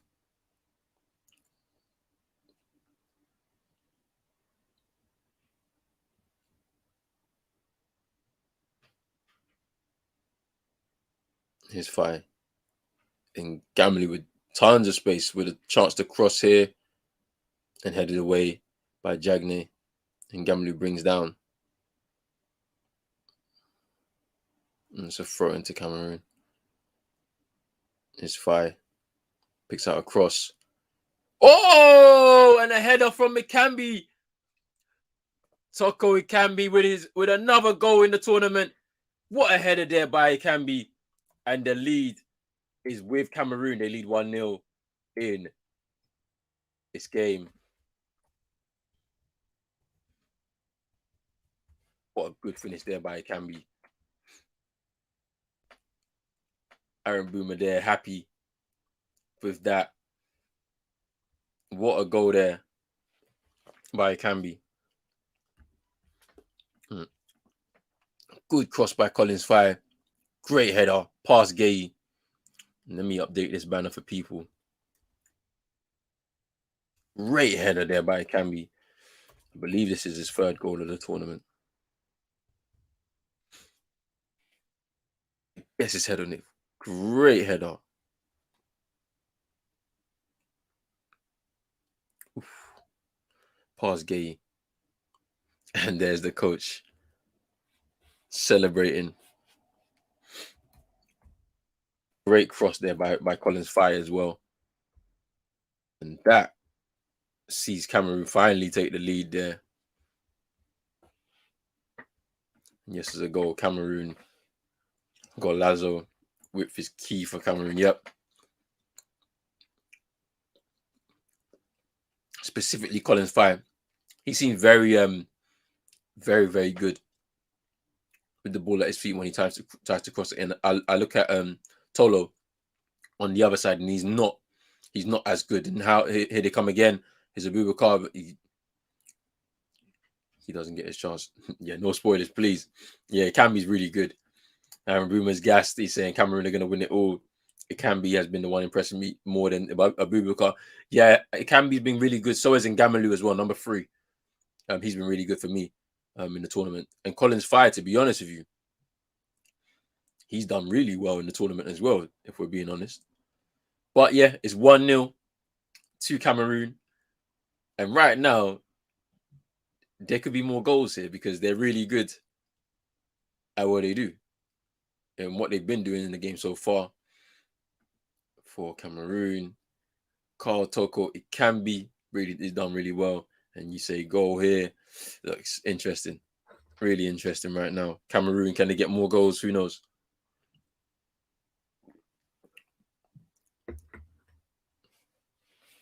Hits into the path of, it can be, but I think referees just pulled it back because it hit him. But it's a goal for it can be. I believe that's his 3rd of the tournament. Referee's just gonna do a drop ball.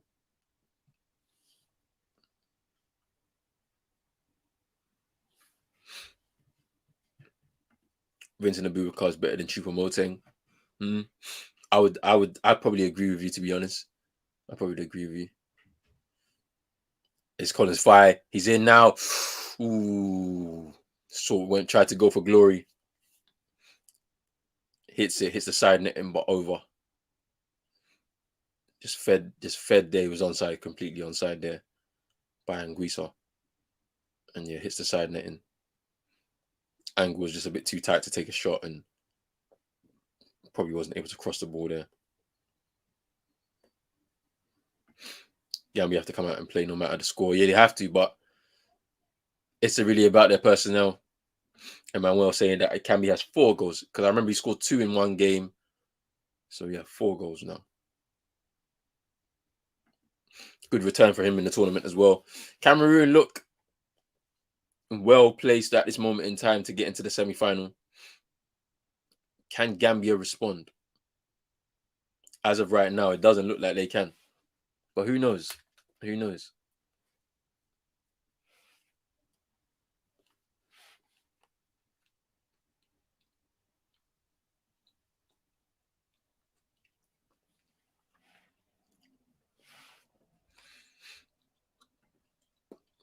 Yes, 100% agree. Cameroon have been a lot better than Gambia in this game.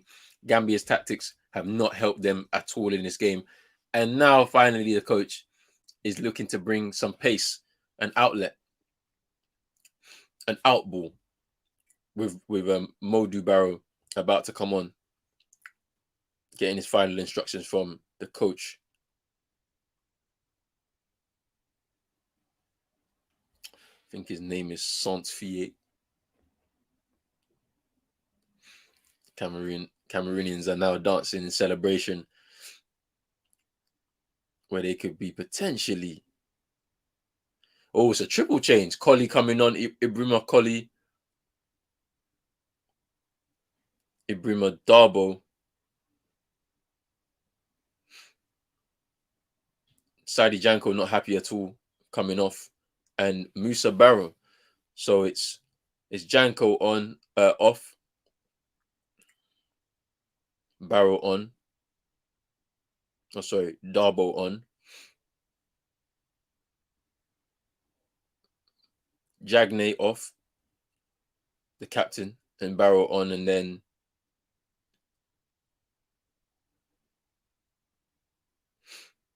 yeah, Jagne is now coming off the captain.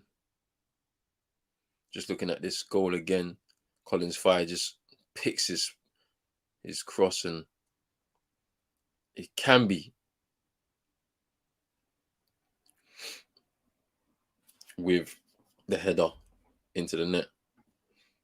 Game should open up a bit more now. Yeah, and now with the changes now, it should be very interesting to see what happens, because Barrow needs a bit more help up front. Modu Barrow coming in. And it can be again! Oh, he scores! And that's it. It's 2-0. It's 2-0. It can be again with his second. And I believe it's Hongla with the cross. And the Cameroonians look like they're on their way to another semi-final in the Africa Cup of Nations. And it can be with another goal. And it looks like he wants to take on Abubaka's record, because now it's 5 goals for the tournament. Let's have a look here.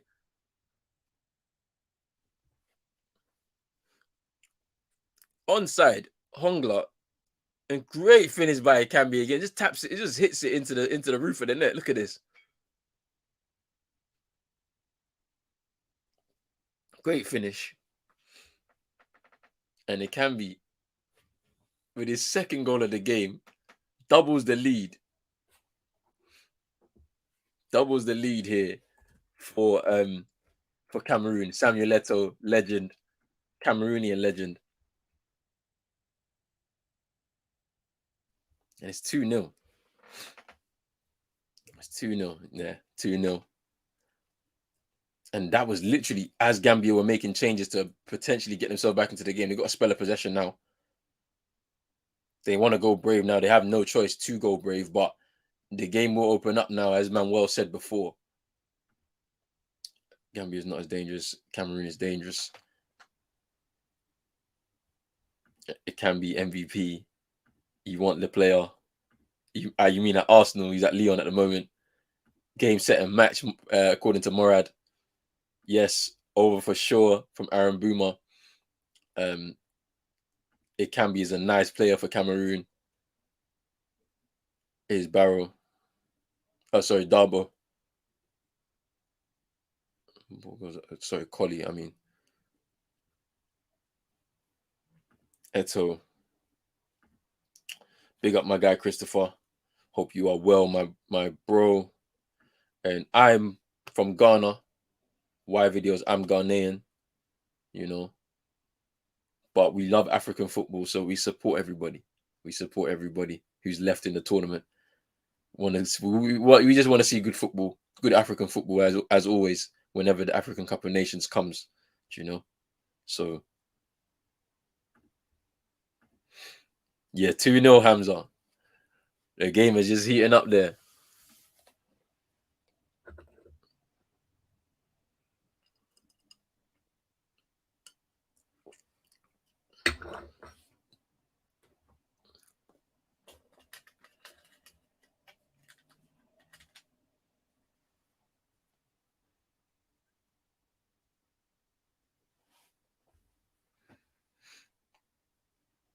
Here's Bob. Here's Collie. Up against Tolo. Loses out, but free kick to Gambia.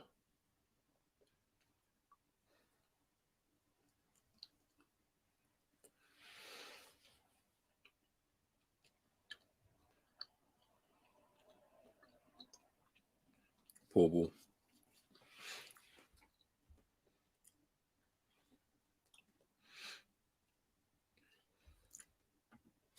Why videos? I'm Ghanaian. I'm from Ghana. That's my nationality. The rest have been poor in this tournament. Yeah, for the most part, haven't really seen much. I haven't seen any too many good performances from referees in the tournament so far.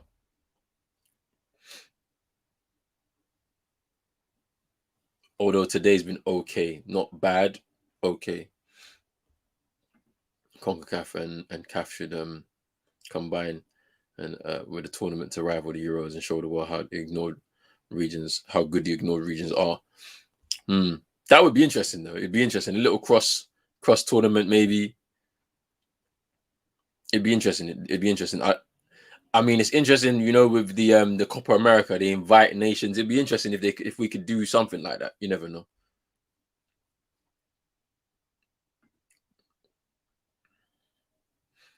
Cameroon is not good versus Egypt. Interesting.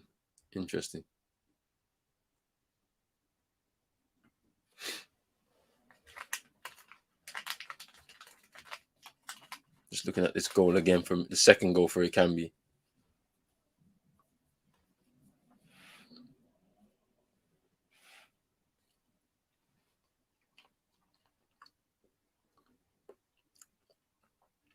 It's now 2-0.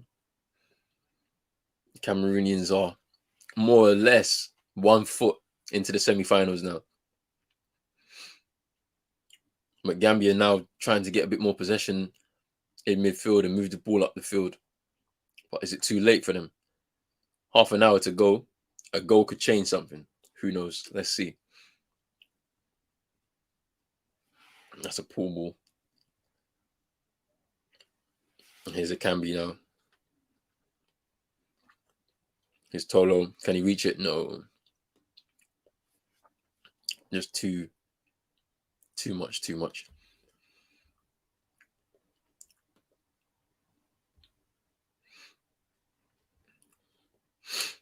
Cross tournament would be better than a World Cup every 2 years. True. That would be true. As I said, I remember back in, I think it was 2008, if I'm not mistaken, at Craven Cottage, we were supposed to have Jamaica, Trinidad, Ghana, Nigeria. And it was like, I bought a ticket to it. And it was all 4 of those teams will play each other that day, which was going to be an interesting, like, kind of, like, it was like a mini tournament. They were just going to play a mini tournament. And that would have been interesting to just see that. But it got cancelled for whatever reason. So maybe something like that may happen again, but on a bigger scale. So we'll see.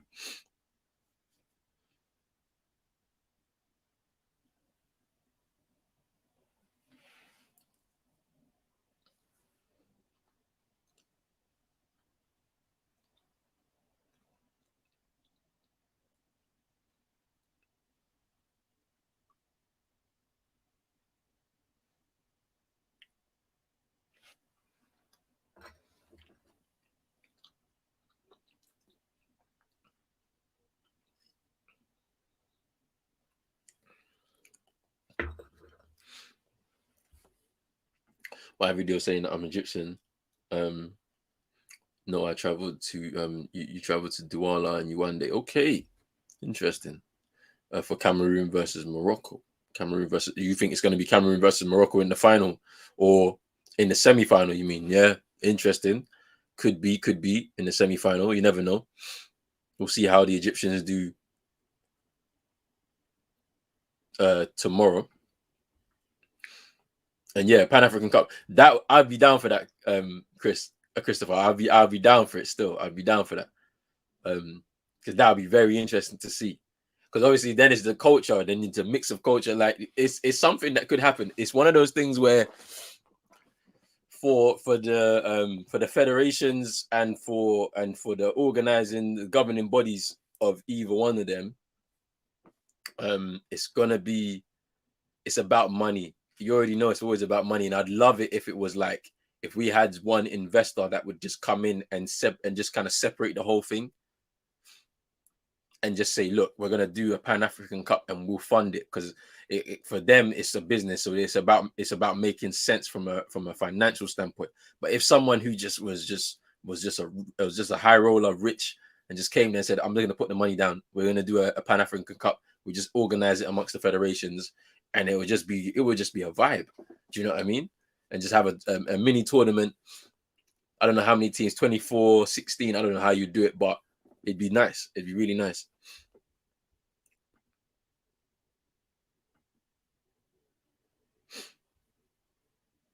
No, you're saying Egypt versus Cameroon in the semi-finals, and then Egypt will win 1-0 against Cameroon. Interesting.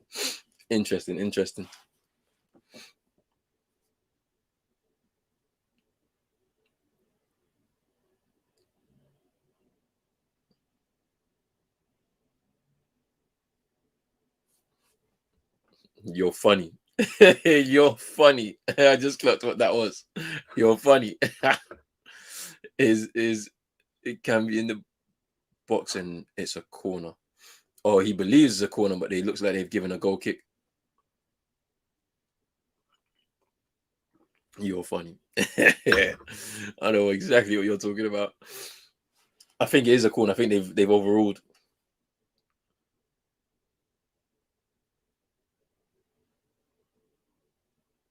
There's no way that is a corner. That's a goal kick.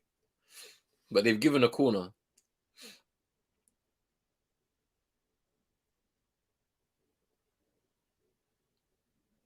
Corner comes in and Gay punches, but I believe they've given a foul on Ngadu, on the keeper, I believe. But here they're showing the cross again for Kambi's goal, and then a great finish from Hongla's cross for Kambi in his fifth goal in the tournament. Only one behind his teammate in Abubakar. Interesting. But yeah, I know what you're talking about there. But yeah, money's the thing that will stop anything like that happening. It would just take somebody who understands the cultures, the cause, Nana collects the cause and the importance of it, to just put their money into something like this. It might maybe take the federations themselves coming together to do something like that. But yeah, it's one of those where I would love to see something like that happening, but I just don't know. Honestly, I don't know.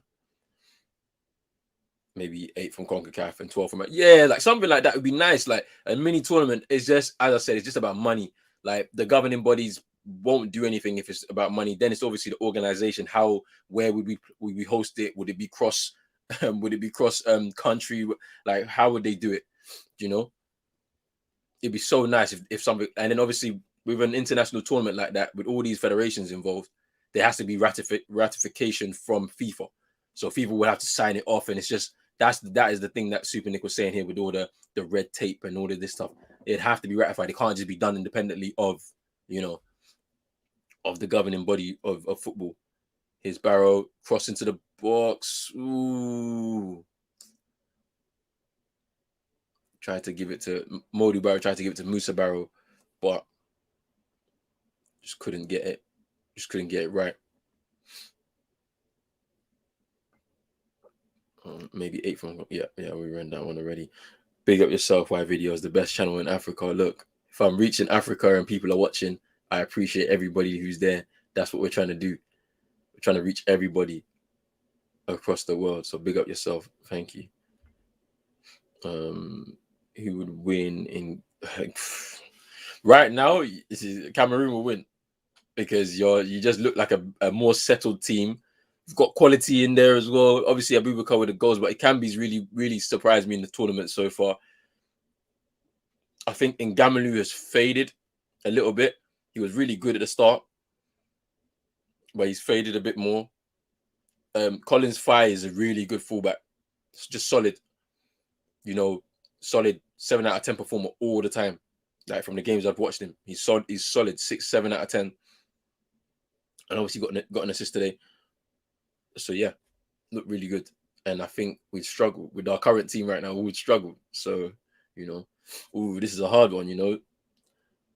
Onana or Shenawi. Shenawi played well against Cote d'Ivoire, but he went off injured. But your keepers look really good. But Onana's got quality as well, so I'm gonna have to go Onana. I haven't seen much of Shenawi, but from what I saw with him against Cote d'Ivoire, he was good. So, but it is your choice. It is your choice. You know what I mean? It is your choice. I wouldn't be mad at this. I mean, the fact of the matter is we have a problem. Ex-players are not involved enough in our setup, in my opinion. There's a cross into the box, cleared away for a corner.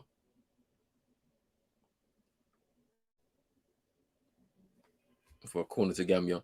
Yeah, we don't have. Yeah, that was Colley's cross. We don't have enough ex-players in our setup. We need them. We need them because they know what it takes to play for the national team. There's a cross. Ooh, thought that was a handball there, but no. Cross from Brow, but here's Cameroon. Here's Abubakar. He's still going though. He's gonna take his time now. Anguissa. Ooh, that's a great ball. Through to Anguissa. Looking for more support. Abubakar's there if he needs him. Just wide from Abubakar on that counter attack. But yeah, that I wouldn't be mad at it. I wouldn't be mad at it at all. I think with him, he's made a lot of money in his career now. He's not going to be doing anything for the sake of money, just be for the love of the country. So I wouldn't be mad at it, to be honest with you. You already made a logo for Pan Africa. Yeah, let's do this. Yeah, the Pan African Cup. We should do it. We should try and get it trending somehow. Because in all honesty, it's long overdue, something like that, honestly. Because we don't even play each other in friendlies, because you know how friendlies are led, international friendlies are led through money. People get paid money to go and play friendlies in certain countries, like in Japan or in Qatar, in places like that. When they're pointless friendlies and whatnot that we don't want. We want to see our nations competing against each other in a friendly game of football. Do you know what I mean? Where we can all come together and enjoy it. But yeah, Onana is better. Opposite of United, too many ex-players involved.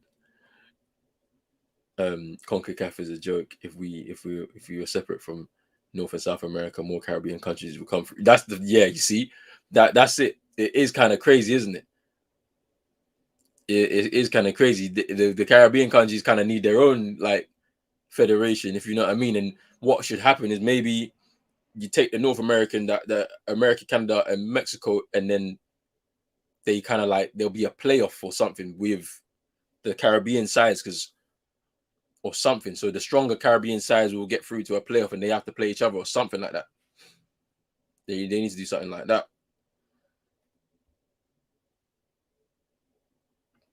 Yeah, we might have to do something. We may have to. It's an idea. It's one of those things where you have to there's a lot of planning and organization involved, but I'm sure you could lobby it somewhere for it to happen. Basically, to the FAs, the federations, if we could do that and get some agreement, then it's on them to go to FIFA and say we want to do this tournament, this idea.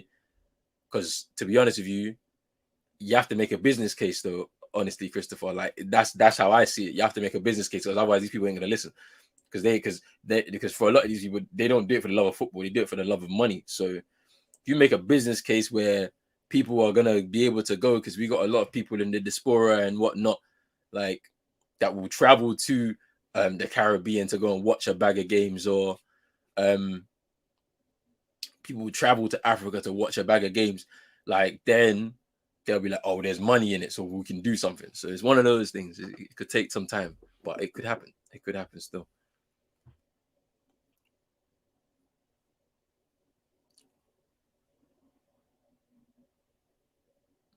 Here's in Gamalu in the box now, takes a shot, and Gay collects. CONCACAF is complex. He used to play football and beach soccer for the Bahamas, ranked about 35. Traditional footy were like 180. The alternative version helped the smaller nations. Yeah, it's something needs to happen with that. Like the smaller nations should have an opportunity to at least try and qualify. They shouldn't be lumping them all together. And you're playing against America, Mexico, Canada. Them nations have so much more money in their federations to just pump through their football system to the point where some nations ain't gonna survive. You only get like a one in every like 15 years. Some of these smaller nations, like somehow just because they have a generation of players that are good enough to be able to withstand. You know what I mean? It's crazy, man. Honestly, it's crazy. His Barrow takes a shot. Ooh. Hits off Castelletto, cleared away, and Guisa gives the ball away. Cameroon have a couple of players on the touchline ready to come on. And Sonko gives the ball away. His Hongla, he's only got Abubakar in support. Takes the shot himself when he should have really fed it into Abubakar there. But yeah, something needs to change in regards to CONCACAF and the smaller Caribbean nations given an opportunity to qualify at least to get to a playoff against a US or something needs to change. Yeah, no, I know this, bro. I know it's very strong. If we pull money together, we can actually do something like this. But it's gonna take a lot of influence. It's gonna take knowing certain people in high places to be able to do it. But it can be done. It can be done, honestly. All I said is it just needs to take a business case. It's a business case, literally. It's a business case to do it. St. Lucia, St. Vincent, half decent. Many French national, Dutch nationals have come from the Caribbean. Let them represent themselves. Thierry Henry from Caribbean. So was Rude. Yeah, so there's a lot of them. There's like Clarence Sado from Suriname. Like There's a lot. Like it's one of those. Yeah.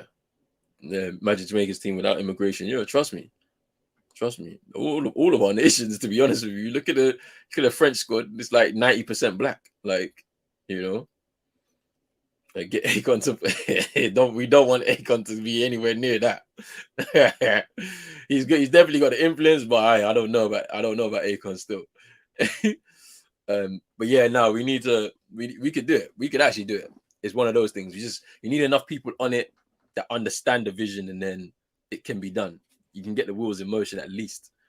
Maybe we'll try and do something afterwards. After this tournament is over, I'm gonna have to go to the drawing board and see who I can talk to. But we'll see.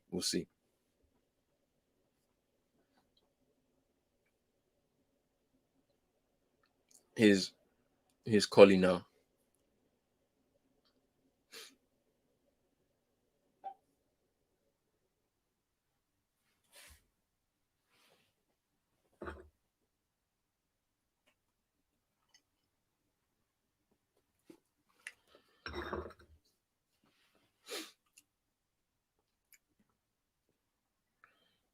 Gambia have been better since they made the changes, but the game was taken away from them with that second goal from Mikambi, in all honesty. And so right now, it's kind of crazy.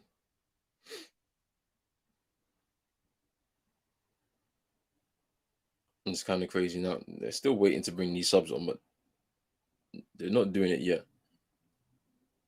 Cameroon. There's also one sub to come from Gambia. Gambia they've done well to get this far in their debut tournament, but today those tactics that they've employed wasn't going to be good enough to win this game or to even get anything from this game for themselves. So unfortunately, with the final 10 minutes to go,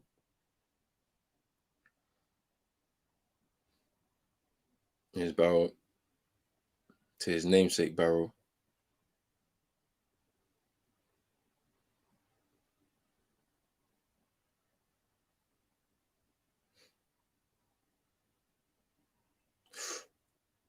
No foul.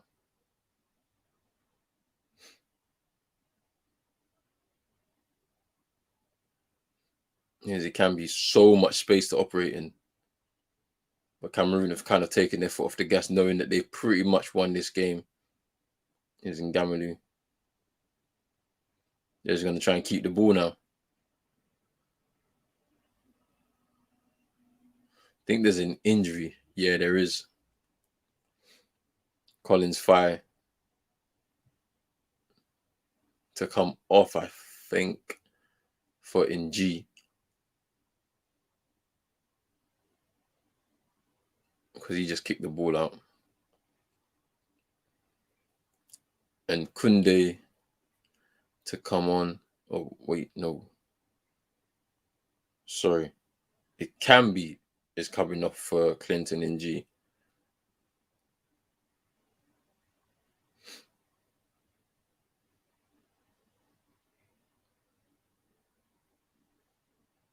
I just saw Collins Fire go down and I thought he was going to come off, but maybe he's just going to get some treatment.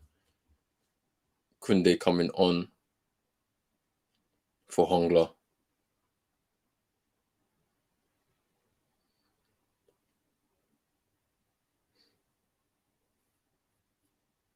But yeah, Collins Fire is getting treatment right now. Joe Bay coming on.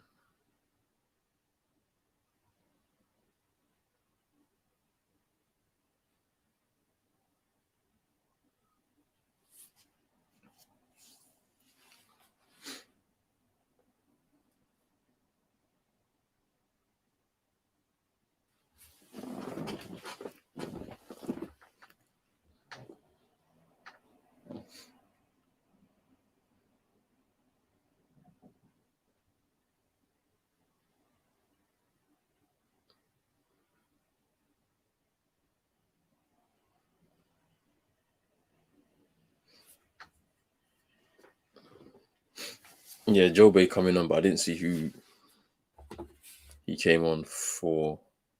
Let me have a look. Okay, yeah. Suleiman Mara coming off and Boubacar coming on. Boubacar Joe Bay coming on.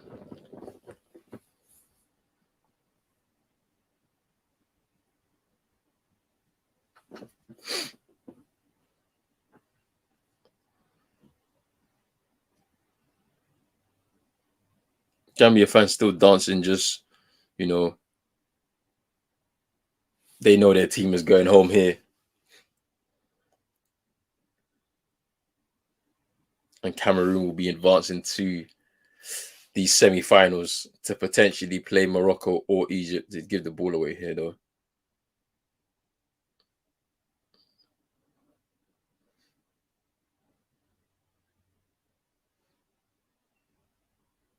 Castelletto with the header, but both barrels exchange passes. Here's Toure. Ooh. It's a corner.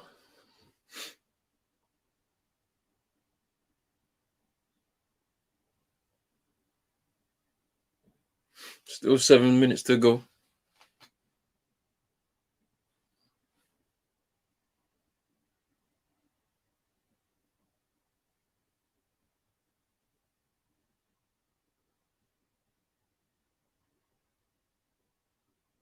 Mabizo coming on for Collins Fire. And there's a foul.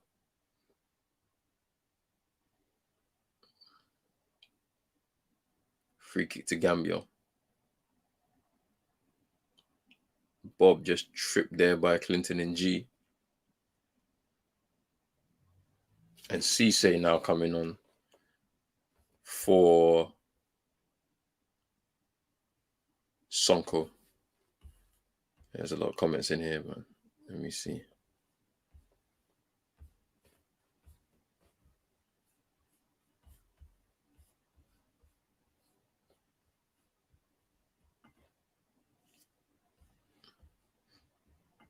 Your mother's from Trinidad and Tobago. You're a United fan because of Dwight York. Yeah, Pan Africa on Insta and Twitter. Yeah, we need to hashtag it up. Yeah, we might have to do that. Yeah, Pan-African Cup. Yeah.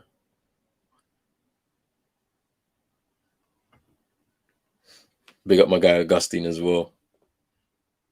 Ooh. Is the ref not gonna bring that back? Collie feels like he was tripped there. He tried to take the short free kick to catch the Cameroonians out.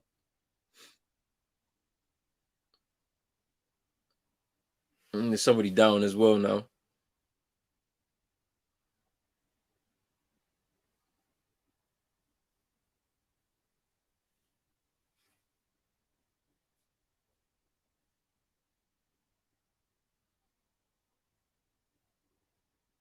And Gamalu went down, I think.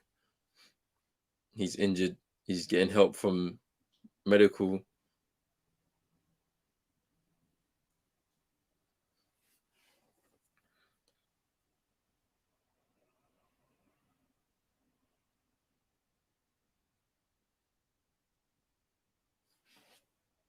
Yeah, he's limping off.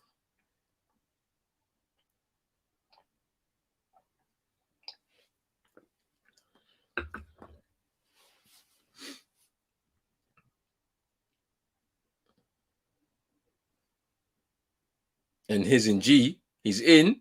Ooh, tried to lob his over the bar by Abubakar. It's a long kick by Onana. It's a poor touch. It's a poor first touch from NG anyway. Anguissa coming off, and so was Ngamalu. Neyu coming on, and Basagog also coming on for Ngamalu.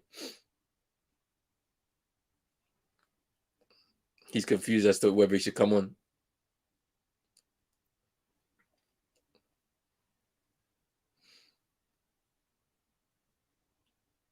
Ngamalu's already come off the pitch.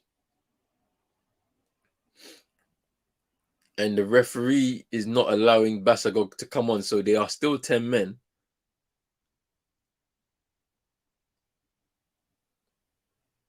This is confusing. Why is the referee not allowing Basagog to come on? Cameroon are still 10 men. And Gamalu.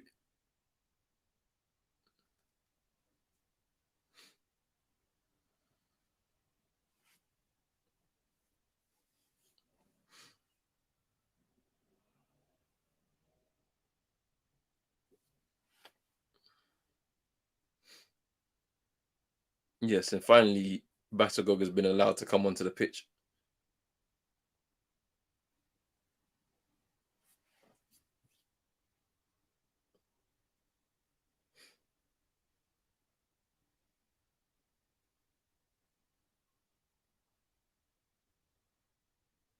So the referee is confused.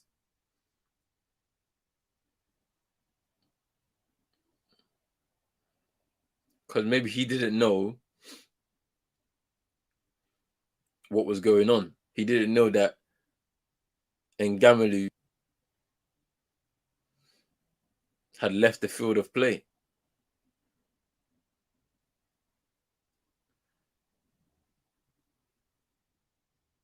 Everybody's confused. Ngamalu left the field of play. The referee saying continue. What is going on here?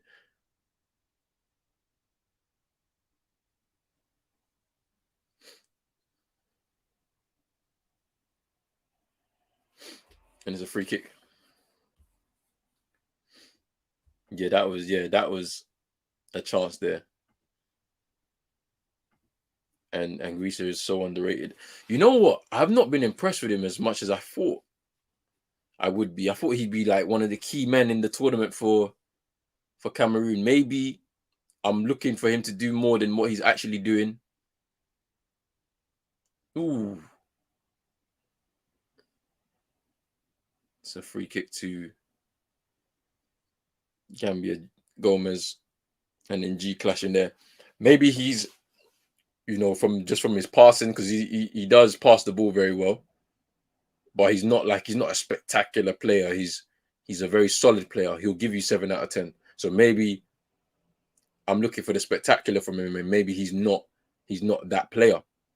I just thought he would probably be one of their main men in midfield. Here's Basagog now.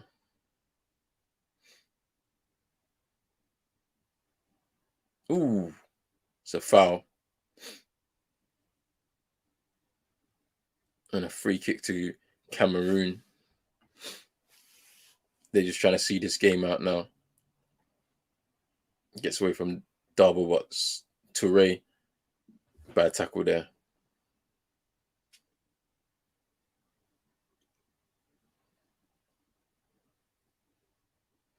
We're into the final 3 minutes of the game in added time now. And it's a free kick, Koundé to take for Cameroon. Oh, and Basagog is there for support, but it looks like the game is about to end here, to be honest. With the score at 2-0. Koundé tried to cross it in, but was poor. And this counter attack for Gambia just hasn't worked today.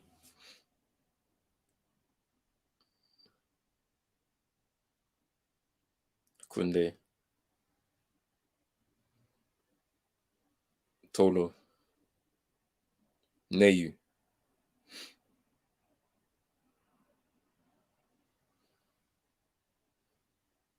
Here's Ngina.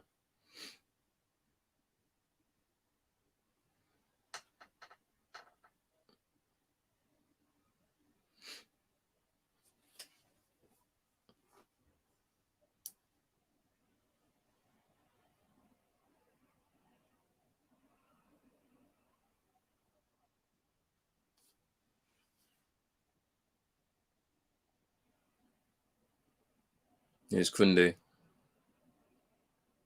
Thought he played really well in the first game against Burkina Faso, the opening game. Here's Abubakar now. Ooh.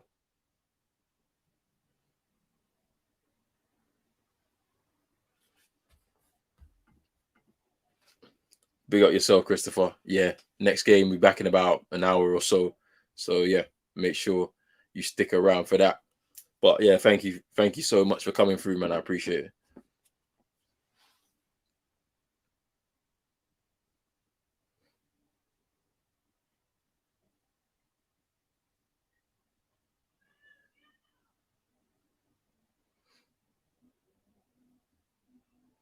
Into the final 20 seconds of the game now.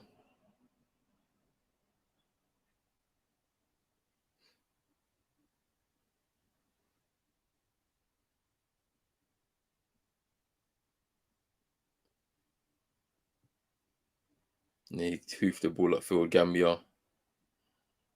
Barrow wins it. But that is it. It's full time. And Cameroon make it into the semi-finals, beating Gambia by 2-0. And yeah, that is game. That is game. Gambia players on their knees. Probably not happy with their performance today, but they should be able to, keep their heads high because they've done their country very proud. And whatnot here. Just as Morris says here, for a debut tournament, Gambia should be very proud. Done very well to get this far, which is very true. Very, very true. It is over right now. Aaron Boomer is over the moon, saying, yes, come on. Cameroon are through to another African Cup of Nations semi-final. Second half, a lot more lively. Kind of started out the first 5 to 10 minutes the same as you look at Gambia and the way they were playing.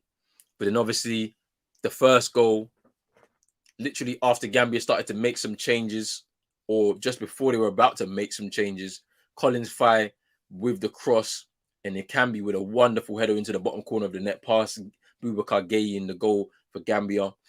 And that kind of opened up the game. Obviously, the planned substitutions from Gambia didn't change the game because they were trying to be a bit more expansive, more open. to try and just get something back into the game, but it just left a lot of space in behind, and the Cambi gets his second goal crossed from Hongla as they get in behind, and he gets his second goal of the game, his fifth of the tournament, only one behind his teammate in Abubakar in that race for that golden boot. And yeah, you can see that finish there.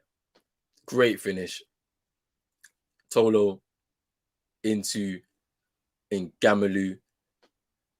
Hongla there with the cross and a finish, emphatic finish from Ikambi, who's played really, really well in the tournament so far. And that was literally it. Once they got that second goal, a lot of substitutions from either side kind of just disrupted the rhythm of the game. And Cameroon have taken their foot off the gas because they knew that it was going to be an easy win for them at that point. And they just kind of just saw the game out professionally. And now through to another semi-final for them, the 5 times winners. They could be potentially facing Egypt or Morocco, who will find out who they will face tomorrow after that game is done. And Cameroon well worth their 2-0 win. And let me just see I'm going to just check out these last comments because I'm going to have a little snack to eat before we get back into this second game for the evening. Burkina Faso versus Tunisia should be a very interesting one. I think that game will be a little bit more competitive between those two sides, so we'll have an enjoyable game. Super Nick saying yay. And that was a toothless Gambia. That was a toothless Gambia. And Cameroon were focused on the win. Yep, they look fired up for it after their performance against Comoros, which wasn't that great. They look fired up for this one. Yeah, Pan-African Cup, remember to share it everywhere. Yeah, 100% that needs to happen. BBC are using Jermaine Genius for analysis. What is going on? I don't know. The BBC, yeah, they've been picking and choosing games. This is kind of crazy. They're going to do the final, I'm sure. They'll do the semis and the final, I'm definitely sure about that. And they'll probably do the Egypt game as well tomorrow. And then, yeah, the next game should be a good matchup. I think it's 2 more evenly matched sides, so it should be very competitive. And I think that both teams will try and go for it, to be honest. I think Tunisia have a lot of their players back, so we have to wait and see what happens there. But people, look, the complaints are working. I see black people. Trust me. But people, I'll be back in about 50 minutes time. Thank you to everybody who's been in here, that's been commenting, interacting, having conversations. Appreciate everything so much. Be back in about 50 minutes time. Tunisia versus Burkina Faso. So make sure you stay locked into Pros Only TV.